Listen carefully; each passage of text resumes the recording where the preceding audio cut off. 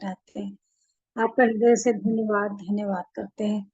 धन्यवाद के योग्य परमेश्वर, और आप स्वर्गों के स्वर के ऊंचे पर विराजमान पिता हैं। आपकी महानता का जितना भी हम बखान करें वो कम ही है। आप तो सर्वज्ञानी, सर्वव्यापी, सर्वशक्तिमान पिता हैं। स्वर्ग और पृथ्वी और उसकी निचली जगहों के जितने भी चीजें सबको बनाने वाले पिता हैं। आपके मुंह के वचन से निकला और सब कुछ बनता चला गया। ऐसे महान परमेश्वर की हम सराहना करते हैं, आपकी प्रशंसा, तारीफ और बड़ाई करते हैं। स्तुति और आपके नाम को महिमा देते हुए, ऊंचा उठाते हुए धन्यवाद करते हैं, क्योंकि सच में आपने हम जैसे लोगों से प्रेम करके प्रभु यीशु मसीह के द्वारा, उस बलिदान के द्वारा पापों की क्षमा देकर के, पवित्र लहू से छुटकारा देकर के आपने हमें एक नया जीवन दिया। अपनी संतान बना करके आपने अपने घराने का बनाया, अपना वंश बना लिया। हम आपके हो गए प्यारे पिता। आपको हे पिता कह के पुकारने का अधिकार दिया। आपका धन्यवाद करते हैं। हर दिन के आशीषों के लिए धन्यवाद देते हैं। हर एक उपकारों के लिए आपका धन्यवाद करते हैं। हमारा मन आनंद से भरा रहता है प्यारे पिता, क्योंकि आपके निकट ही आनंद की भरपूरी है। और आपको छोड़ हमें और कहीं शांति नहीं है, आनंद नहीं है। आप ही जो शांति का सूता है, शांति के राजकुमार है। सब कुछ शांति आपके पास है। आपके नाम का धन्यवाद हो प्यारे पिता कि आपने हम जैसे लोगों को अपने हाथों से बनाकर हम पर दया की, हम पर दृष्टि की, इतने संसार के लोगों में होने के बावजूद भी आश्चर्य होता है प्यारे पिता कि आपने कैसे हमें देखा और कैसे हमें चुन करके अपने समीप आने का हियाव दिया, अधिकार दिया। अपने वचन को आपने भेजा, अद्भुत रीति से आपने अपने दास को भेजा, और हमारे जीवन को बचाने के लिए आपने अपनी योजना को बताया हमारे जीवन में कि मैं हूँ जो तुमसे प्यार करता हूँ, तुम्हारे हर एक पापों को क्षमा करने के लिए तैयार हूँ। बस तुम अपने पापों से पश्चाताप कर लो, मन फिरा लो और प्रभु यीशु मसीह के द्वारा जीवन पा जाओ। आपके अद्भुत प्यार के लिए, अद्भुत योजना के लिए आप अद्भुत काम करने वाले प्यारे पिता हैं। इसीलिए तो आपका नाम ही अद्भुत युक्ति करने वाला नाम पड़ा है। प्रभु यीशु मसीह आपका धन्यवाद हो। आपके पवित्र लहू का धन्यवाद करते हैं। उस लहू की सामर्थ्य के लिए धन्यवाद देते हैं जिसमें पापों की क्षमा है, जीवन देने की सामर्थ्य है, चंगाई की सामर्थ्य है, छुटकारे की सामर्थ्य है, उद्धार देने की सामर्थ्य है। धन्यवाद हो प्यारे प्रभु जी। और ये सब हमारे जीवन में प्रभु आपने पश्चातापी मन दे के विश्वास दिया, और हमने मुंह से अंगीकार किया कि आप हमारे उद्धार करता है प्रभु जी। आपके नाम का धन्यवाद हो, आपकी स्तुति हो, प्रशंसा हो, तारीफ हो। सच में प्यारे प्रभु, आपके सामने कोई भी खड़ा नहीं रह सकता, परंतु आपने हमें अपने लिए बनाया है कि हम आपकी संगति को पाए, आपके साथ रहे, आपकी सुने, आपकी ओर निहारे, आपकी वचन के अनुसार अपने जीवन को चलाने पाए। इसके लिए आपने वचन को दे दिया। एक एक वचन आपने अपने भक्तों के द्वारा आत्मा में भरे जा करके हमारे लिए दे दिया, लिखवा करके। और इतनी पुस्तकों का संग्रह आपने हमारे हाथ में दिया, और उसको इतने अच्छी रीति से व्यवस्थित करके प्यारे प्रभु जी की कुछ भी बात हमारे जीवन में छिपी नहीं। सब बातें आपने आपने कहा कि गुप्त और गड़ा हुआ धन तुम्हें देता हूँ, और इसीलिए आपने सब कुछ खोल खोल कर बता दिया।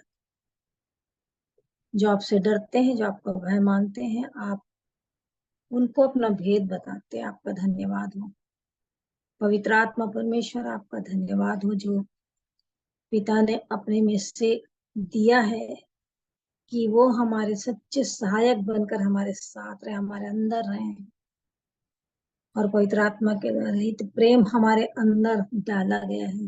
धन्यवाद हो प्यारे प्रभु कि पवित्र आत्मा परमेश्वर हमें हर बातों से, चाहे वो छोटा सा छोटा पाप भी क्यों ना हो, ढिठाई के पाप क्यों ना हो, जो भी बुराइयां हैं, जो भी बातें परमेश्वर की दृष्टि में घृणित है, प्रभु यीशु मसीह के स्वर को समानता में बनने में रुकावट है, सब बातों में वो हमारी सहायता करते हैं। मैं आपका धन्यवाद हो पिता कि आपने उस आत्मा को दिया है।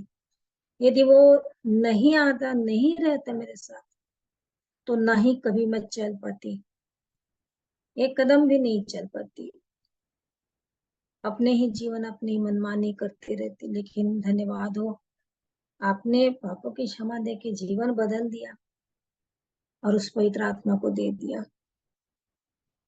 हमारे घर में आप थे प्रभु, लेकिन हम कभी भी आपको नहीं देखे। जिस प्रकार से यूहन्ना में बोलता है, जगत में आई ज्योति, लेकिन जगत वालों ने से पहचाना नहीं। अपनों के घर आए और अपनों ने नहीं पहचाना, ठुकरा दिया। ऐसा ही हमारा भी जीवन था प्रभु।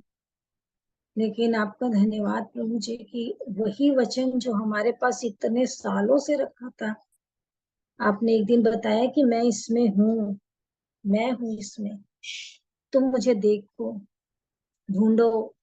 हाँ प्रभु जी, आपका धन्यवाद हो क्योंकि आपने हमसे ऐसा प्यार किया है कि कोई भी नहीं कर सकता।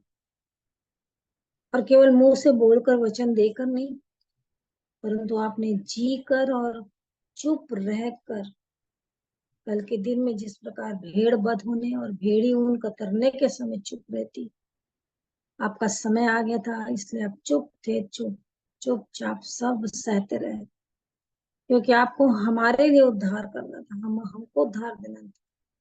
अनंत महिमा के साथ उद्धार पाने के लिए आपने योजना बनाकर, इसके लिए आप चुपचाप सहते रहे। आपने किसी भी बात के लिए मुंह नहीं खोला, आप सहते रहे, सहते रहे, क्योंकि आपके पास पूरा राइट्स था प्रभु की आप कह सकते थे, पूरा अधिकार था, क्योंकि आपने कोई पाप किया ही नहीं था। लेकिन आप नहीं बोले, सिर्फ इसलिए कि हम जैसे लोग अपने पापों को देख के पश्चाताप करें और आपके प्रेम को एक दिन जाने कि मेरा प्रभु मुझसे प्यार करता है और मेरे लिए अपने प्राण को दिए पर्सनली। हाँ प्यारे प्रभु जी, मैं आपका धन्यवाद करती हूँ। उस प्रेम को आपने मेरे जीवन में प्रकट किया, आपका धन्यवाद हो। आज भी आपकी उस क्रूस को जब देखते हैं प्रभु, कितना दुख आपने सहा। अद्भुत बात है प्यारे प्रभु जी की इतनी तकलीफ के बावजूद आप प्रार्थना करते हैं अपने पिता से, और आपके वचन जो मुंह से निकल रहे थे, उसको आपके पास जो खड़े बैठे लटके थे डाकू, वो सुने और उन्होंने उसमें से एक जन ने मन फिराया। प्रभु जी, इतने ऊंचे क्रूस पर लटके हुए और इतने दुख और यातना को सहते हुए आपने जिन प्रार्थनाओं को किया, इसके लिए धन्यवाद देते हैं। सारे लोग देख रहे थे, सब लोग आपकी मृत्यु को देख रहे थे, लेकिन बहुत कम थे जो उस समय इस बात को जाने कि आप उद्धार दे रहे हैं।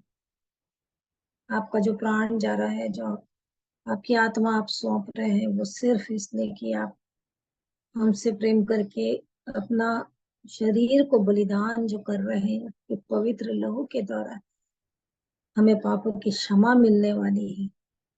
प्यारे प्रभु, आपका धन्यवाद हो इस प्रेम के लिए जिसके सामने हमेशा हम झुकते हैं, आपको दंडवत करते हैं, आपके सामने अपने आप को नम्र और दीन करते हैं, डरते भी हैं, क्योंकि प्यारे प्रभु जी, हर वचन आपका हमारे जीवन के लिए है कि हम अपने जीवन की बड़ी चौकसी करें, सावधान रहें, गफलत में न पड़े, नींद में न पड़े, सुस्ती लापरवाही में न पड़े, अपने जीवन की चौकसी करें, सावधान रहें, अलर्ट रहें, जांचते रहें, क्योंकि दुष्ट शैतान इस ताक में रहता है किसको फाड़ दूं, और इसके लिए आपने अपने वचन को दे दिए हैं।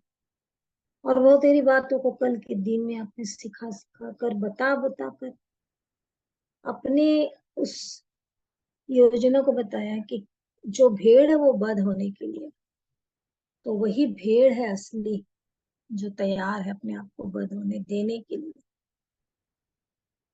प्रभु हम आपके पद चिन्हों पर चले, क्योंकि आपने हमें आदर्श दिया है।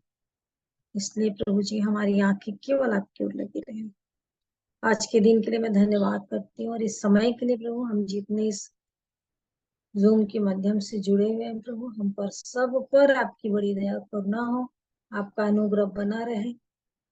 और जो भी आज हम आपके लिए महिमा स्तुति गवाही वचन जो भी बोलते हैं सुनते हैं, आपके लिए कहते हैं, आपकी बातों को प्रभु जी जब अपने हृदय में रखते हैं, सब बातों में आपके नाम ऊंचा उठे प्रभु। हमारे जीवन में आप दिखने पाए, हमें वहां तक ले जाए जहां तक आप अपने पिता की इच्छा पूरी करने के लिए चले गए। हम भी आपके पीछे चले। हाँ प्रभु जी, हम पर हाय जैसा शब्द कभी न लगने पाए, परंतु आप धन्य कहने वाले प्रभु बनने पाए। हम हमारा जीवन ऐसा होने पाए कि आप हमें धन्य कहें। धन्य हो अच्छे दास, धन्य हो तुम। ऐसी दया को चाहते हैं प्रभु जी। हर प्रकार के घमंड से, ढोंग के जीवन से, चापलूसी से, बनावटी जीवन से, झूठ बोलने, सब बातों से बचाए रखें। इन सब के लिए प्रभु पवित्र आत्मा परमेश्वर हमारी सहायता करे कि हम अपने सब उन बातों को देखें जो आपको घृणा आती है, जिससे आप प्रसन्न नहीं होते, और जिन बातों से आप प्रसन्न होते हैं, आपको भाता है, वो बातों पर हमारा मन लगने पाए। आपने अपने वचन में हमें बताया जो उचित है, जो आदरणीय, जो शोभनीय है, जो सत्य है, उसी जो सद्गुण है, उन्हीं बातों पर ध्यान लगाया करो। हमारा ध्यान ऐसे वचन में और ऐसी बातों में लगा रहे। हर एक की सहायता करें प्रभु जी, हर एक के मन को खाली करें, हर एक का हृदय आपके वचन को ग्रहण करने वाला हो, हर एक के कान खुले रहें और सारी बातों से बंद रहें, और हम आपकी आवाज को सुनने पाए, और हमारे जीवन की हर एक कमियों को आप दिखाएं प्रभु जी, ताकि आत्मा में होकर के जिन वचनों को हम सुने उसको हम अपने जीवन में स्वीकार करें, ग्रहण करें, एक्सेप्ट करें, रिसीव करें, और उसके अनुसार चलें भी और अपने आप को बनाने पाए। सो मैं सब बातों के लिए धन्यवाद करती हूँ प्रभु। ये विनती को मेरे उद्धारकर्ता प्रभु यीशु मसीह के नाम से मांगती हूँ, आमीन। आमीन आमीन। आइए हम प्रार्थना करेंगे। प्रेमी दयालु अनुग्रहकारी विलंब से कोप करने वाले अति करुणामय पिता परमेश्वर, राजाओं के राजा प्रभुओं के प्रभु, अपने उद्धारकर्ता प्रभु यीशु मसीह के पवित्र और मीठे नाम से प्रभु जी आपके अनुग्रह के सिंहासन के सन्मुख आता हूँ प्रभु जी। आपके नाम को धन्य कहता, आपके नाम को सराहता हूँ प्रभु जी कि मैं मिट नहीं गया। यह आपकी महाकरुणा का ही फल है प्रभु जी, क्योंकि आपकी दया मेरे जीवन में अमर है जी। प्रतिभोर आपकी करुणा मेरे जीवन में नहीं होती जाती है प्रभु जी, जिसकी वजह से मैं नया दिन देखने पाता हूँ प्रभु जी। और वो इसलिए है कि मैं नाश ना हूँ परंतु अनंत जीवन पाऊँ प्रभु जी। मुझे मन फिराव का अवसर मिले। आपकी दया आपके अनुग्रह के लिए मैं धन्यवाद देता हूँ प्रभु जी। अपने हर एक पापों अपराधों के लिए आपसे क्षमा चाहता हूँ प्रभु यीशु मसीह के लहू से धोके मुझे शुद्ध और पवित्र करें। नीति वचन 28:13 कहता है कि जो अपने पाप अपराध छिपा रखता है उसका कार्य सफल नहीं होता, लेकिन जो उन्हें मान लेता है और छोड़ भी देता है उस पर दया की जाएगी जी। मैं आपकी दया अपने जीवन के लिए चाहता हूँ प्रभु जी। अपने हर एक आंखों की अभिलाषा, शरीर की अभिलाषा, जीवन के घमंड के पापों के लिए प्रभु जी आपसे क्षमा चाहता हूँ। यीशु मसीह के लहू से धोके मुझे शुद्ध और पवित्र करे, अपने योग्य बनाए प्रभु जी। क्योंकि आपने कहा कि यदि तुम्हारे पाप चाहे लाल रंग के क्यों ना हो, अरवानी रंग के क्यों ना हो, वो हीम के समान उजले और ऊन के समान श्वेत हो जाएंगे प्रभु जी। आपने कहा कि अपनी बातें आपके सामने हम खोल कर रखें प्रभु जी, कोई भी बात छिपाए ना, क्योंकि यदि कोई डॉक्टर से अपनी बीमारी को छिपाएगा तो नुकसान उस मरीज का ही है प्रभु जी। दया करें, अनुग्रह करें। और आप तो मनों को जांचने वाले पिता परमेश्वर, आप तो जानने के बावजूद प्रभु जी आप हमें अवसर देते हैं कि आपने उस कोढ़ी से पूछा कि तू क्या चाहता है कि मैं तेरे लिए करूं, क्या तू शुद्ध होना चाहता है, आपने उससे पूछा। और प्रभु जी आंधे बर्तिमाई से पूछा कि तू क्या चाहता है कि मैं तेरे लिए करूं। हाँ प्रभु जी, आप चाहते हैं कि अपना मुंह खोलकर आपकी हम अपनी बातों का आपके सामने बखान करें, क्योंकि आपने कहा जो कि अपने पाप अपराध मान लेता है, यदि अपने पाप और अपराधों को हम मान लें तो आप हमें क्षमा करने में विश्वास योग्य और धर्मी पिता परमेश्वर है। हाँ प्रभु जी, अपने हर एक पाप अपराधों को हम मान लेते हैं। जी मैं मान लेता हूँ। आप मुझ पर दया करें, आप अनुग्रह करें। और जैसे कि आप आपके वचनों से हम इतने दिनों में जो इतनी बातें सीख रहे हैं प्रभु जी, जो हमारे व्यक्तिगत आत्मिक जीवन से संबंधित हैं, दया करें कि हम मसीह के उस तेजस्वी रूप में अंश अंश करके बदलते जाएं प्रभु जी।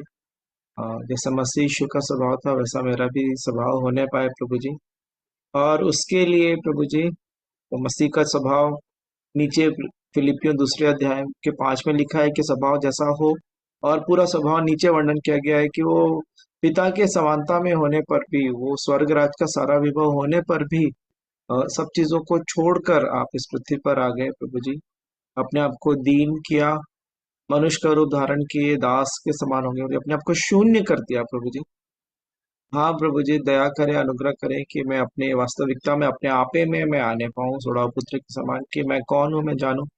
हाँ, आपके बिना मैं शून्य हूँ प्रभु जी, मैं कुछ भी नहीं हूँ। और प्रभु यीशु मसीह के विषय में कहा गया कि वो यहाँ तक आज्ञाकारी रहे कि मृत्यु, हाँ क्रूस की मृत्यु भी सहली। हाँ प्रभु जी, वो आज्ञाकारिता भी प्रदान करें प्रभु जी। और इसी कारण प्रभु यीशु मसीह का नाम सब नामों में सबसे ऊंचा नाम है, सबसे श्रेष्ठ नाम है प्रभु जी। जिस नाम के आगे हर एक घुटना टिकेगा, हर एक जीभ अंगीकार करेगी कि यीशु मसीह ही प्रभु है। प्रभु जी दया करें, अनुग्रह करें उस स्वभाव में बदलने जाने में। और आपकी दया, आपके अनुग्रह चाहता हूँ। एक बार फिर से आज की पूरी संगति को आपके हाथों में समर्पित करता हूँ प्रभु जी। हम सभी जितने यहाँ पे उपस्थित हैं प्रभु जी, हम सभी इसी बात के लिए आपके चरणों में आए हैं प्रभु जी, कि हम किसी भी रीति से इस संसार के साथ नाश ना हो जाएं, परंतु प्रभु यीशु मसीह के द्वारा जो मार्ग, सत्य और जीवन है प्रभु जी, पिता तक हमारी पहुंच होने पाए। दया करें, अनुग्रह करें, ना ही सिर्फ हमारी लेकिन हमारे परिवारों, हमारे घरानों के लिए भी प्रार्थना करते हैं प्रभु जी, क्योंकि आपके वचन में लिखा गया है कि यदि तू विश्वास करे तो तू और तेरा सारा घराना उद्धार पाएगा। हाँ प्रभु जी, हम यही चाहते हैं कि हम एक परिवार, एक घराने के रूप में भी प्रभु जी बचाए जाए। आप दया करें, अनुग्रह करें। इस संगति में जितने प्रिय जुड़ते हैं प्रभु जी, हर एक के व्यक्तिगत जीवन के लिए और उनके परिवारों, घरानों के लिए भी प्रभु जी हम प्रार्थना करते हैं। आप दया करें, अनुग्रह करें कि हम सभी प्रभु जी आपके मार्ग में बढ़ते जाएं। और क्योंकि आपके वचन में यही लिखा है कि सबसे पहले जब पवित्र आत्मा तुम पर आएगा तुम सामर्थ पाओगे, और सबसे पहले यरूशलेम में, हाँ प्रभु जी, हम जहाँ पे हैं प्रभु जी वहीं पे प्रभु जी आपके हम गवाह बनने पाए प्रभु जी। फिर सारे यरूशलेम में, फिर यहूदिया में, फिर सामरिया में, और फिर जगत के छोर तक। दया करें, अनुग्रह करें कि आपका कार्य हमारे में व्यक्तिगत जीवनों में, परिवारों, घरानों में होने पाए, कलीसियाओं में, जिस संगति में हम जाते हैं वहां पे प्रभु जी, और फिर जगत के छोर तक प्रभु जी आपकी हम जीवित गवाह बनने पाए, शब्दों वाले नहीं, सिर्फ जो वचन बोलते रहते हैं लेकिन जीवन और कुछ नजर आता है। आपसे क्षमा चाहता हूँ प्रभु जी अपने जीवन के लिए। दया करें और अनुग्रह करें। आज की पूरी संगति को आपके हाथ में समर्पित करते हैं प्रभु जी, जबकि आपके चरणों में हम फिर से बैठना चाहते हैं प्रभु जी। आप हम में से प्रत्येक जन से बातचीत करें प्रभु जी, जैसे कि आपने मार्था से बताया, मार्था को बताया कि मार्था है, मार्था तो बहुत बातों की चिंता करती है और घबराती है, लेकिन मरियम ने उस उत्तम भाग को चुन लिया है जो कि आवश्यक है और जो उसे कभी छीना नहीं जाएगा। हाँ प्रभु जी, हम भी प्रभु जी उन बातों को जो आवश्यक है, जो उत्तम है और जो हमसे कभी छीनी नहीं जा सकती, उन बातों को प्राप्त करने पाए। हम सबको सुनने वाले कान प्रदान करें प्रभु जी, ग्रहण करने वाला हृदय प्रदान करें प्रभु जी। हर एक ध्यान बहकाने भटकाने वाली वस्तु स्थान से दूर होने पाए प्रभु जी। हर एक रोकने वाली वस्तु और उलझाने वाले पाप को दूर करके अपने विश्वास के कर्ता और सिद्ध करने वाले प्रभु यीशु मसीह की ओर ताकने में प्रभु जी, प्रभु यीशु मसीह की ओर से सहायता पाते हुए इस जीवन को जीने में, जो इस पृथ्वी पे अभी हम जी रहे हैं प्रभु जी, आप मेरी और हर एक प्रियो की आप सहायता करें। एक बार फिर से हर एक बातों के लिए आपका धन्यवाद देते हैं प्रभु जी, और आप ही की दया अनुग्रह चाहते हुए आगे के पूरे समय को आप ही के हाथों में समर्पित करते हैं। दुआ उद्धार करता प्रभु यीशु मसीह के पवित्र और मीठे नाम से मांग, आमीन। आमीन। आमीन।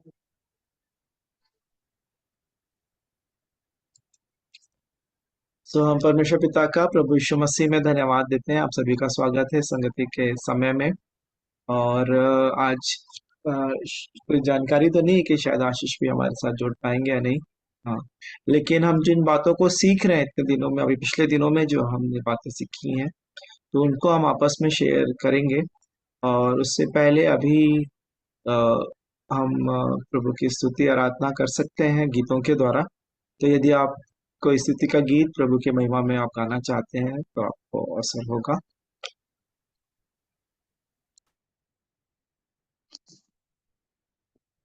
आप सभी को जय मसीह की शालोम। मैं प्रभु की महिमा के लिए एक गाना गाती हूँ। यीशु है सच्चा गड़रिया, उसकी हम भेड़े हैं, हरी चराइयों में हमें चराता वो है। यीशु है सच्चा गड़रिया, उसकी हम भेड़े हैं, हरी चराइयों में हमें चराता वो है। हालेलुया आमीन, हालेलुया आमीन, हालेलुया आमीन, हालेलुया आमीन। घाटी पहाड़ियों में ले चलता है, जहाँ सुखदाई जल के झरने हैं। घाटी पहाड़ियों में ले चलता है, जहाँ सुखदाई जल के झरने हैं। यीशु है सच्चा गड़रिया, उसकी हम भेड़े हैं, हरी चराइयों में हमें चराता वो है। हालेलुया आमीन, हालेलुया आमीन, हालेलुया आमीन, हालेलुया आमीन। हमें किसी का डर अब तो नहीं है, क्योंकि हमारे साथ यीशु जो है।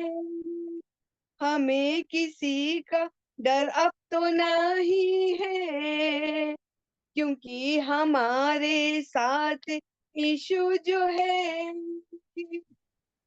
यीशु है सच्चा गड़रिया, उसकी हम भेड़े हैं, हरी चराइयों में हमें चराता वो है।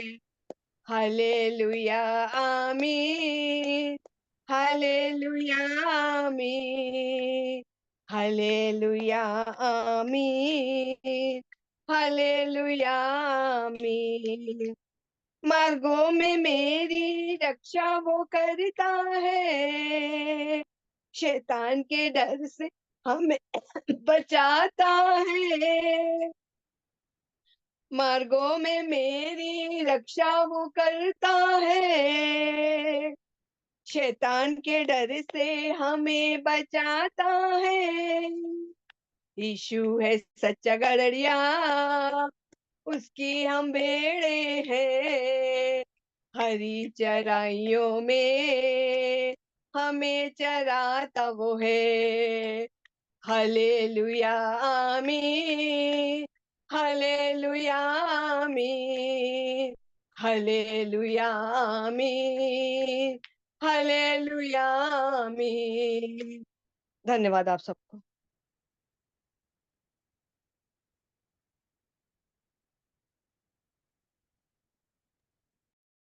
प्रभु की महिमा के लिए मैं भी एक स्तुति का गीत गाती हूँ।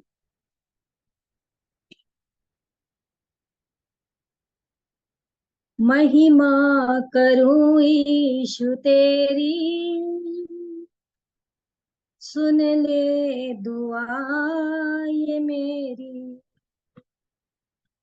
महिमा करूं ईशु तेरी, सुन ले दुआ ये मेरी। जो मेरे पास है तूने दिया, आगे जो देगा वो तू ही खुदा। जो मेरे पास है तूने दिया, आगे जो देगा वो तू ही खुदा। मानू मैं हर बात तेरी, सुन ले दुआ ये मेरी। मानू मैं हर बात तेरी, सुन ले दुआ ये मेरी। महिमा करूं यीशु तेरी, सुन ले दुआ ये मेरी। खामोश लफ्जों में आवाज भर दो, अपना करम यीशु मुझ पर भी कर दो। खामोश लफ्जों में आवाज भर दो, अपना करम यीशु मुझ पर भी कर दो। बन जाए जिंदगी ये मेरी, सुन ले दुआ ये मेरी। बन जाए जिंदगी ये मेरी, सुन ले दुआ ये मेरी। महिमा करूं यीशु तेरी,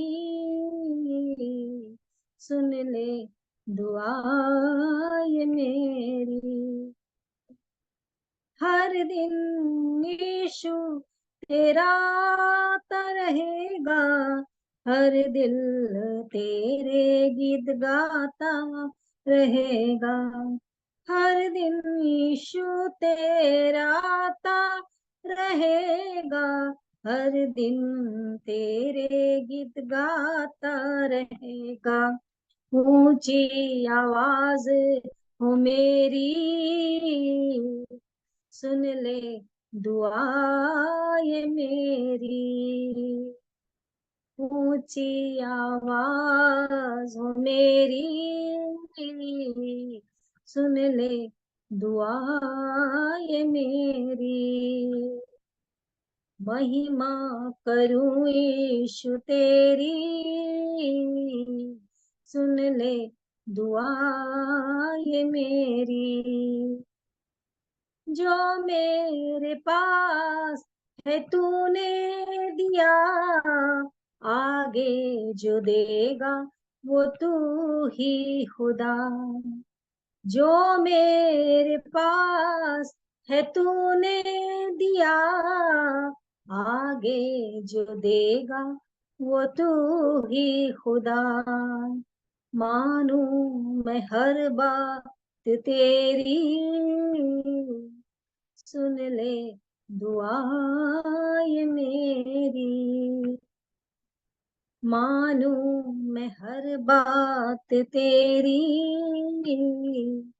सुन ले दुआ ये मेरी। महिमा करूं यीशु तेरी, सुन ले दुआ ये मेरी। प्रभु की स्तुति। श्रोता का प्रभु यीशु मसीह में धन्यवाद देते हैं सुंदर के लिए। और अभी समय होगा कि हम अपनी गवाहियों को दे सकते हैं। और मैं सभी से निवेदन करूंगा, गवाहियां जो है वो है हम जो सीख रहे हैं प्रभु के वचन से। यदि और कोई अनुभव है और कोई बात आप रखना चाहते हैं उसके लिए भी अवसर होगा। लेकिन विशेष करके जो बातें पिछले दिनों में हम आशीष के द्वारा सीखी हैं, प्रभु का वचन हम तक पहुंचा है, तो उन्हीं बातों पे यदि आपने मनन किया है, कोई बात सीखे हैं, आप जरूर से हम दोहराएं। और ये आपके लिए भी और हम सबों के लिए उन्नति का विषय का कारण होगा, ऐसा मेरा विश्वास है आत्मिक जीवन में। सो मैं आप सभी से निवेदन करूंगा, जितने लोग हैं अभी 9 लोग दिख रहे हैं, सभी अपना अपना समय लें और जो कुछ हम सीख रहे हैं तो आपने सुना है पिछले दिनों, आप उनसे या फिर और भी कोई बात प्रभु ने आपको सिखाई है तो जरूर से थोड़ा समय, ज्यादा समय, जितना भी समय लेना चाहे आपको अवसर रहेगा, सभी आप निवेदन का भाग रख सकते हैं। और मैं ज्योति आंटी से निवेदन करूंगा कि वो अंतिम में सबसे बाद वो पूरा समय दे सकेंगी, लेकिन इससे पहले हम बाकी जन जो भी बातें सीखे हैं, जो बातें याद हैं, आप उनको रख सकते हैं। आप सभी को जय मसीह की शालोम। 4 दिन में 21, 22, 23, 24 काफी कुछ बातें सीखने को मिला। बहुत सारी कुछ बातें हैं जो भैया ने हम लोगों को इस टीम में जूम मीटिंग में बता दी थी। धन्यवाद देती हूँ मैं पिता परमेश्वर का। मैं काफी समय से, काफी लंबा पीरियड हो गया था जीजो, मुझे कौन समझाए, मुझे कौन बताए।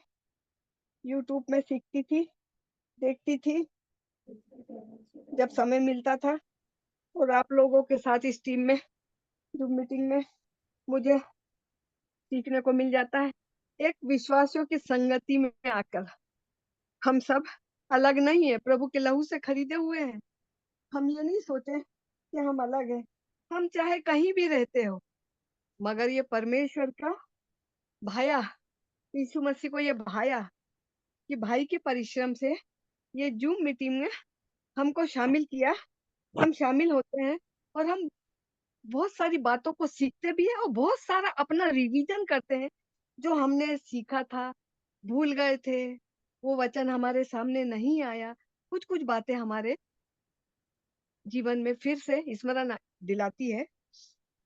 मैं पिता परमेश्वर का धन्यवाद देती हूँ कि मेरी विनती को, मैं तो दिल्ली में प्रार्थना करती थी कि प्रभु मैं किससे बोलूं, मैं तो हमेशा जग हंसाई का कारण बनती हूँ प्रभु, मुझे तो कोई भी नहीं समझता, केवल एक आप है।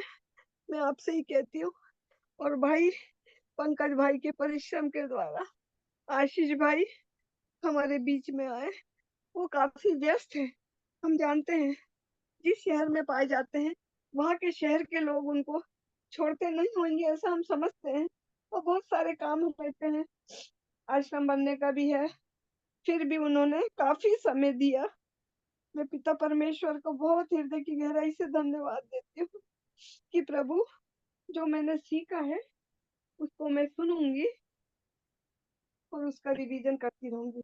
हमें ये जो कुछ हम सीखते हैं उसे अपने मन में, अपना पर्सनली अकेले में रिवीजन करना है और फिर उन बातों को शेयर करना है, तो उससे हमारे जीवन में वो गहराई से बैठ जाता है। धन्यवाद देती हूँ। मैं आज का संडे का जो मीटिंग अटेंड करी थी उनमें कुछ बातों को मैं शेयर करना मांगती हूँ। पहला तीमुथियुस, दूसरा तीमुथियुस, पहला पौलुस की ओर से, जो उस जीवन की प्रतिज्ञा के अनुसार जो मसीह यीशु में परमेश्वर की इच्छा से मसीह यीशु का प्रेरित था। हमने जीवन पाया प्रभु की द्वारा, प्रभु ने जीवन का श्वास हमारे अंदर फूका और हम जीवित प्राणी बन गए। ये किसी की योजना नहीं है, किसी का परिश्रम नहीं है कि मम्मी पापा सोचे कि हमारे द्वारा हुआ है। नहीं, वो हर चीजों में हम उस चीज को ध्यान रखें कि ये सब कुछ जो हो रहा है वो सिर्फ प्रभु यीशु मसीह के द्वारा हो रहा है, क्योंकि परमेश्वर पिता ने अपना सारा अधिकार जीवित प्रभु यीशु मसीह को दे दिया है। हम ये देखते हैं, हम जीवन तो पाए हैं मगर बहुतायत का जीवन चाहते हैं। हम वो अनंत जीवन की लालसा करते हैं। जैसे जैसे हम उस पड़ाव को पार करते हुए आगे बढ़ते जाते हैं तो हमारी भूख प्यास शांत नहीं होती है, वो बढ़ती जाती है, वो ललक बढ़ती जाती है। समय थोड़ा पड़ जाता है, ऐसा लगता है हम सब लोग ऐसे जो विश्वासी लोग हैं एक साथ रहें, एक झुंड में रहें और निरंतर प्रभु की ये सब बातों का आत्मसात करें, जुगाली करे, बोले विचारों, अपने प्रभु के वचनों को जो सीखा है बोले, पर ऐसा संभव नहीं है, मगर एक जूम मीटिंग के माध्यम से हम अपने दिलों की बातों को, जो दिलों में भेद कैद है, हम ऐसे विश्वासी जनों के सामने करते हैं कि ताकि हमारी भी आत्मिक उन्नति हो और सुनने वालों की भी उन्नति हो। हम ये देखते हैं कि संसार की ओर से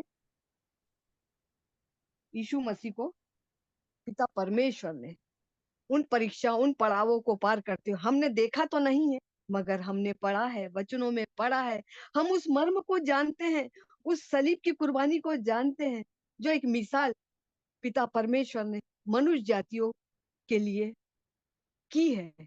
मगर वो एक सिमट कर एक छोटे से झुंड में ईसाइयों के अंदर केंद्रित हो गया है। जो विभिन्न लोग हैं जो पाए जाते हैं, चाहे वो पेंटिकोस्टल हो, चाहे रोमन कैथलिक हो, चाहे जो भी हो, अलग अलग संस्था बनाकर केंद्रित हो गए हैं और अपने मन से, अपने विचारों से उन बातों को करते हैं, सिखाते हैं। हम ऐसे झुंडों में से निकल निकल कर, सीख सीख कर मैं आई हूँ। मेरा 24 साल का जीवन रहा है, मगर मैं आज जब देखती हूँ और सोचती हूँ तो मैं कुछ भी नहीं हूँ, क्योंकि शिक्षाओं के सैलाब ने मुझे डुबा दिया है।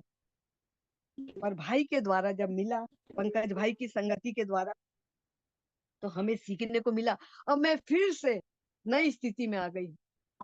प्रभु मेरी बुद्धि को चौखी करे और सीखने में मेरे ध्यान को केंद्रित करे। मसीह यीशु में परमेश्वर की इच्छा से प्रेरित है। ये किसी संसार के मनुष्यों के द्वारा हमें उपाधि नहीं दी गई। ये एकमात्र जिंदा खुदावन के लिए के द्वारा, जो आज भी जिंदा है, जो पिता परमेश्वर प्रभु यीशु मसीह में निहित है, पवित्र आत्मा की सहायता से प्रभु ने आज भी वो कार्य करता है। जब हम भूखे प्यासे होकर अपने आप को खाली करके, भरे हुए की जरूरत नहीं है प्रभु को, हमको खाली करना है, अपनी एटीट्यूड को निकाल देना है। हम कुछ नहीं है प्रभु, हमको फिर से भरिए, ताजा मना भरिए, ताजा अभिषेक दीजिए प्रभु जी। हम अपने आप को खाली करते हैं। हम जब सोचते हैं तो हमने अपना जीवन तो व्यर्थ कर लोगों की लोग अपनी अपने मन की इच्छाओं से विश्वासी लोगों को सिखाकर, और विशेष तौर से प्रभु ईसाई समाज में मैं ये देखती हूँ प्यारे खुदावन, और मैं बड़ी गंभीरता से प्रभु जी आपसे प्रार्थना विनती करती हूँ प्रभु जी, प्रभु जी वहां से लोगों को निकालिए प्रभु जी।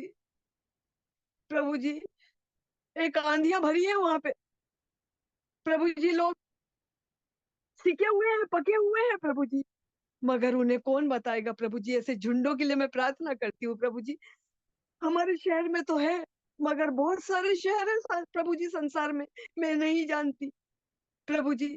हमें ऐसी शिक्षाओं पर ध्यान केंद्रित करना है जो अब इस वक्त हम लोग सुन रहे हैं प्रभु जी। आप हमारी सहायता मदद करते हैं प्रभु जी। जिस प्रकार से पिता परमेश्वर ने यीशु मसीह को प्रेरित बनाया, कितनी कठिनाइयों से गुजरा, कितना त्याग बलिदान किया हम जैसे मोचीजों के लिए, कि हम चेत जाए, मगर अभी चेते नहीं है। रुपये में 25 है, 75 खाली है प्रभु जी। मैं 75 लोगों के लिए प्रार्थना करती हूँ प्यारे खुदावन यीशु मसीह, कि वो चेत जाए, आपका त्याग बलिदान व्यर्थ ना जाने पाए प्रभु जी। सच्चे जीवते परमेश्वर पिता, आपके आपके लहू से हम खरीदे हुए हैं। आपका लहू तो आज भी हमारे जीवनों में बात करता है, बोलता है प्यारे खुदावन यीशु मसीह। ये लहू प्रभु जी, आपका लहू काम करता है प्रभु जी। काम करिए प्रभु जी, परिस्थितियों को प्रभु जी बदल दीजिए प्यारे खुदावन यीशु मसीह, ताकि रुकावटों का जो कारण है मसीह समाज, प्यारे खुदावन यीशु मसीह, वो जाग जाए प्यारे खुदावन। और बहुत सारी अन्य जातियां प्रभु जी आपके खेमे में आने पाए प्रभु जी, उन्हें कौन बताएगा प्रभु जी। अभी तक तो हम ही नहीं पके हुए हैं प्यारे खुदावन, हम ही अभी से भी सीख रहे हैं, हमें तो अभी तक निकल जाना था प्रभु जी। प्रभु जी बहुत गिलानी होती है प्रभु जी, बहुत कुंठाओं में जीवन जीते हैं प्यारे खुदावन यीशु मसीह, कि इतनी उम्र में भी अभी तक हम शिक्षाओं को सीख रहे हैं। हमने क्योंकि अपना जीवन प्रभु जी व्यर्थ कर दिया, जिन बातों में लगाया था वो सब व्यर्थ है प्यारे खुदावन। हम आपसे प्रार्थना विनती करते हैं प्यारे खुदावन यीशु मसीह, कि हम फिर से प्यारे खुदावन, जब शिक्षाओं को भाई के द्वारा, भाई के परिश्रम के द्वारा प्यारे प्रभु जी सीखते हैं प्यारे खुदावन यीशु मसीह, हमारे लोगों के जीवन से कभी खाली होने ना पाए प्रभु जी। हम उसमें बढ़ते जाए, फलवंत होते जाए प्यारे खुदावन यीशु मसीह, फलों से लदे हुए पाए जाए प्रभु जी। आप हमें बदलिए प्रभु जी। हम अपनी बातों को तो आपके सम्मुख रखते हैं, हमें कौन बदलेगा प्यारे खुदावन। हम तो अपने आप से, कोई भी मनुष्य अपने आप से अपने आप को बदल ही नहीं सकता जब तक प्रभु यीशु मसीह नहीं चाहे। प्रभु यीशु मसीह हमें बदलिए प्रभु जी। आप हमारी सहायता मदद करते हैं, उसके लिए हृदय की गहराई से धन्यवाद देते हैं। इब्राहिमों किताब 10वां अध्याय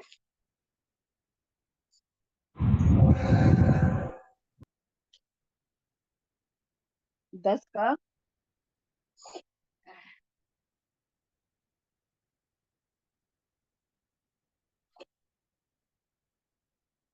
35। इसलिए अपना हियाव ना छोड़ो, क्योंकि उसका प्रतिफल बड़ा है। धन्यवाद देते प्यारे खुदावन यीशु मसीह। जो कुछ भी प्रभु कहता है, आज अगर तुम उसकी आवाज को सुनो और अपने हृदय को कठोर नहीं करो, तो निश्चित ही प्रभु तुम्हारे अंदर आकर तुमसे बोलेगा और बातचीत करेगा, और तब तक रहेगा जब तक मृत्यु अपनी आगोश में हमें ना ले। हाँ, जैसे जैसे हम कलाम में आगे बढ़ते हैं, हमको अपना हियाव नहीं छोड़ना है।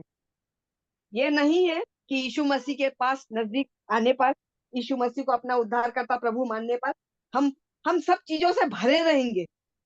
नहीं, हमें उन कष्टों को सहना है जो हमारे उद्धारकर्ता प्रभु ने सहा है। हमें उन कष्टों को सहना है। अभी विश्वासियों ने वो कष्टों को नहीं सहा है।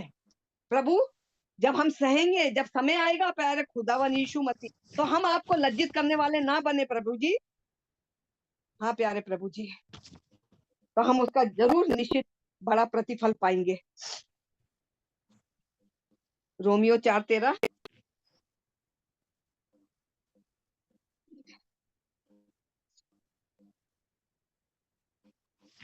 रोमियो 4:13। क्योंकि ये प्रतिज्ञा कि वह जगत का वारिस होगा, न अब्राहम को न उसके वंश को व्यवस्था के द्वारा दी गई है, परंतु विश्वास की धार्मिकता के द्वारा मिली है।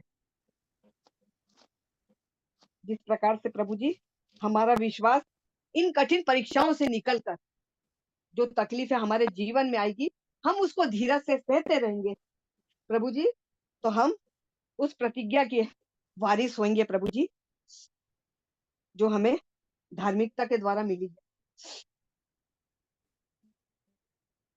रोमियो 7:14 तो हम लोग सब जानते हैं, और ये वचन को हमें अपने जीवन से कभी अलग नहीं करना है। जब जब हम गिरेंगे, जब जब हमारे जीवन में ये चीजें आएगी, तो हमें प्रभु से फिर से प्रार्थना करना है, प्रभु हमारी सहायता मदद करिए प्रभु जी। ये हमसे हुआ है, अब नहीं होना चाहिए प्रभु जी। हम नहीं कर पा रहे, हम इससे छूट नहीं पा रहे प्रभु जी, आप हमारी सहायता मदद करें। हम तो जानते हैं व्यवस्था तो आत्मिक है, परंतु मैं शरीर और पाप के हाथों बिका हुआ हूँ। हाँ प्यारे खुदावन यीशु मसीह, मैं संसार में हूँ, शरीर में हूँ, और पाप मेरे जीवन में हमारे आत्मिक पिता, हमारे पिता प्रभु जी आदम से आए हैं प्रभु जी, हमें इससे छूटना है प्रभु जी। आपका त्याग बलिदान हमारी सहायता मदद करेगा कि हम पाप से छूट जाए, हम पाप के हाथों बिके नहीं प्रभु जी। हमारी सहायता मदद करना प्रभु जी। जब जब ऐसी कठिन परिस्थिति आए विश्वासियों के जीवन में प्यारे खुदावन यीशु मसीह, आप हमारी ढाल बन जाना प्रभु जी, आप हमारी सहायता मदद करना प्रभु जी, ताकि हम आगे के मुकाम को प्राप्त कर सके। इब्रानियों 11:6।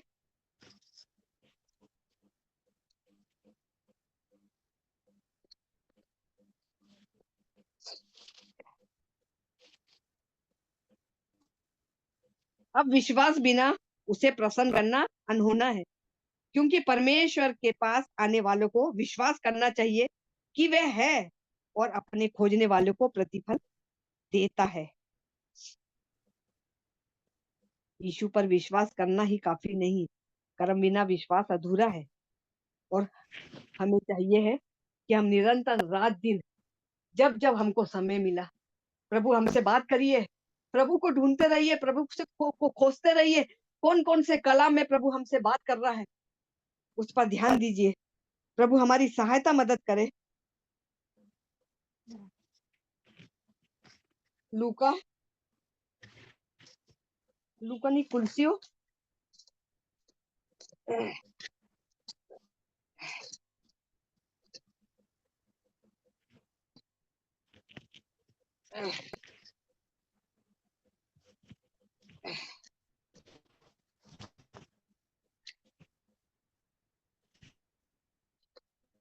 कुलसियों की किताब, कुलसियों की किताब 3 का 1। अतः जब तुम मसीह के साथ जिलाए गए हो तो स्वर्गीय वस्तुओं की खोज में रहो जहां मसीह विद्वान है और परमेश्वर के दाहिनी ओर बैठा है।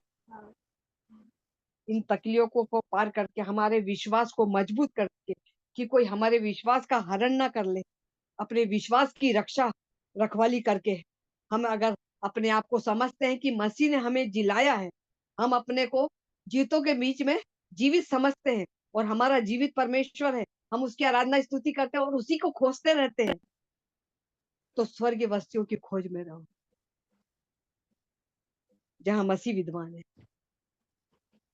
वो परमेश्वर के गोद में बैठा है।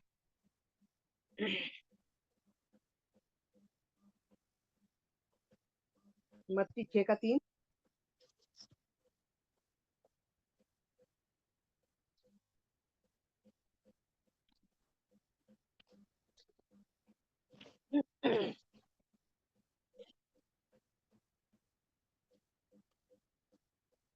नहीं मत्ती नहीं 6:31 है।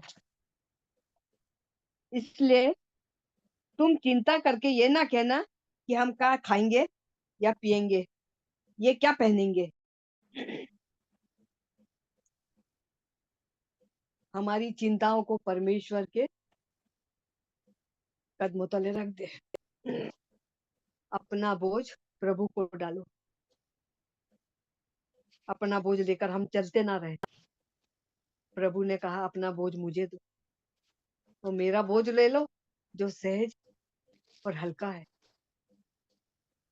जब हम प्रभु के अपने बोझों को प्रभु पर, तमाम चिंता फिक्रों को, उन बातों को, हम तो अपने आप से तो कुछ कर नहीं सकते जब तक प्रभु हमारी मदद नहीं करे, उन पर डालकर, पिता पर डालकर वो प्रभु के बोझों को लेंगे और उन तकलीफों को सहेंगे, उन तकलीफों को धीरज से सहेंगे। ऐसा दुख नहीं है कि प्रभु हमें सहने के बाहर देता है, ऐसा दुख देता है प्रभु जो हमारे सहने के अंदर रहता है। प्रभु को इन बातों के लिए धन्यवाद। और आगे प्रकाशित वाक्य 2:7।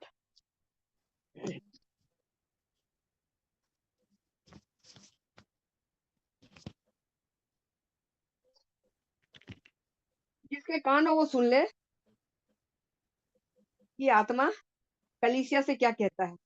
जो जय पाए मैं उससे जीवन के पेड़ में से जो परमेश्वर के स्वर्ग लोक में खाने को दूंगा। भाई ने हमें सिखाया था जीवन का पेड़ स्वर्ग लोक में मध्य में है। हमें उस मुकाम को ढूंढना है, उस मुकाम तक जाना है। तो हर कष्टों को सहते हुए प्रभु हमारी सहायता मदद करे, प्रभु हमारी सहायता मदद करे, प्रभु सहायता करेगा। प्रभु अपने मांगने वालों को प्रतिफल देता है, कभी खाली नहीं रखता है। हमारा प्रभु तो देने वाला है, वो तो संपूर्ण संसार को देता है। जो उसे नहीं जानते हैं उन पर भी अपनी आशीषों की बारिश करता है। और हम प्रार्थना करते हैं कि प्रभु, जो कि हम जानते हैं, हमारी आंखें उन चीजों को देखती हैं, हमारे कान उन आवाजों को सुनते हैं। प्रभु जी, प्रत्येक पर वो आशीषों की बारिश जो आप करते हैं, जो जानते नहीं है प्यारे खुदावन यीशु मसीह, वो आपको जानने लगे। प्रभु जी, हम ऐसी प्रार्थना करते हैं प्रभु जी, वो आपको जानने लगे। आगे दूसरा तीमुथियुस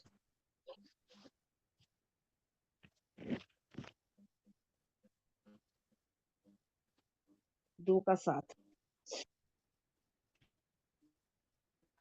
जो मैं कहता हूँ उस पर ध्यान दे और प्रभु तुझे सब बातों की समझ देगा। हाँ प्यारे खुदावन यीशु मसीह, हमारी समझ को खोल दीजिए प्यारे प्रभु जी, हमारी समझ को खोल दीजिए। केवल हम आपकी आवाज को सुने, केवल आपके जलाली जीवित कलाम पर ध्यान लगाए, जो हमसे बोलता है हम उन पर ध्यान लगाए। प्रभु जी हमारी समझ को खोल दीजिए। प्रभु आप हमारी सहायता मदद करते हैं, उसके लिए हृदय की गहराई से धन्यवाद देते हैं। वचन को बोलने के लिए प्रभु ने सहायता मदद करी। प्रभु जी मेरे जीवन में काम करिए और प्रत्येक सुनने वाले पर भी अनुग्रह करिए। प्रभु जी धन्यवाद आप सबको। धन्यवाद आंटी जी। अभी भी अवसर है कि हम इन दिनों जिन बातों को सीख रहे हैं या कोई गवाही आपके जीवन में है, आप उन बातों को आप रख सकते हैं। सभी से निवेदन है, थोड़ा थोड़ा समय सभी ले सकते हैं, और कोई यदि थोड़ा ज्यादा समय भी लेना चाहते हैं तो उनका भी स्वागत है।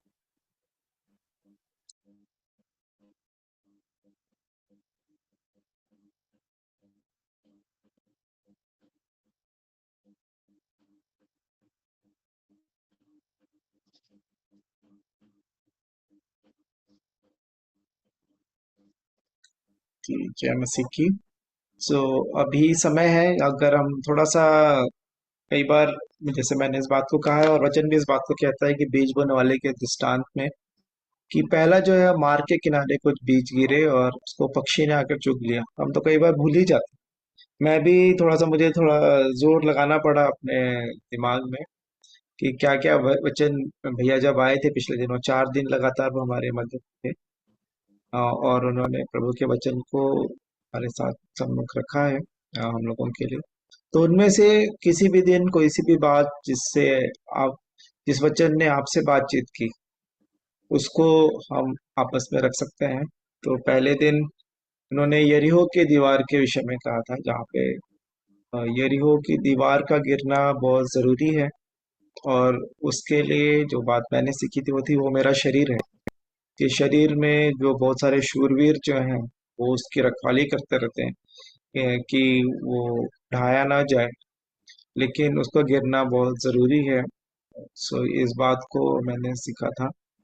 और एक दिन इस बात को भी हमने देखा था कि जैसा कि प्रभु यीशु मसीह ने अपने चेलों के पाँव को धोया था, तो वो हम उस दीनता को, जो जो बड़ा है, जो प्रभु यीशु मसीह महान थे, महान होने पर भी उन्होंने अपने आप को दीन किया, नम्र किया, शून्य कर दिया। और सो दो बातों को, और कल के वचन को मैं पूरा रिकॉर्डिंग नहीं सुन पाया था, सुन पाया हूँ। और तो यही बात कि भेड़ी उन कतरने के समय अपने आप को दीन और नम्र करे। और इन सब बातों को प्रभु यही सिखा रहे हैं कि मैं अपने आपे में आने पाऊँ, कि मैं ये जानने पाऊँ कि मैं कौन हूँ, और मेरे में क्या काबिलियत है, मैंने कौन सी चीज को अपने आप से हासिल कर लिया। कुछ भी नहीं है, सब कुछ प्रभु का दिया हुआ है, प्रभु के दया अनुग्रह के कारण ही मैं जो कुछ भी हूँ। तो यही बात कि अपने आप को, जो कुछ नहीं है, पिता की इच्छा के सामने समर्पित करना, मैंने इन बातों को अपने जीवन के लिए सीखा। और तो यदि मैं कोई बात जो मैंने नहीं किया और इस बात को कोई दोहराना भी चाहते हैं अपने जीवन के लिए, यदि आपने सीखा होगा, तो आप जरूर से रख सकते हैं। क्योंकि कई बार ऐसा होता है, उस समय वचन के बाद जब प्रतिक्रिया का समय होता है तो काफी देर हो चुकी होती है, जाना भी होता है। तो इस वजह से भी कई लोगों ने, कई आप लोग कई बार अपनी बात को नहीं रख पाए होंगे। तो अभी वो समय है आज हमारे पास कि हम उन बातों को जो आप सीख रहे थे, आपने सीखा है, आप रखेंगे, तो मेरा विश्वास है आपकी भी आत्मिक उन्नति होगी और हम सभी भी आशीषित होंगे। अभी अवसर है, या और कोई बात जो प्रभु ने आपको सिखाई, कोई अनुभव दिया, तो आप उस गवाही को भी रख सकते हैं। तो अभी अवसर है, आप अपनी बात रख सकते हैं।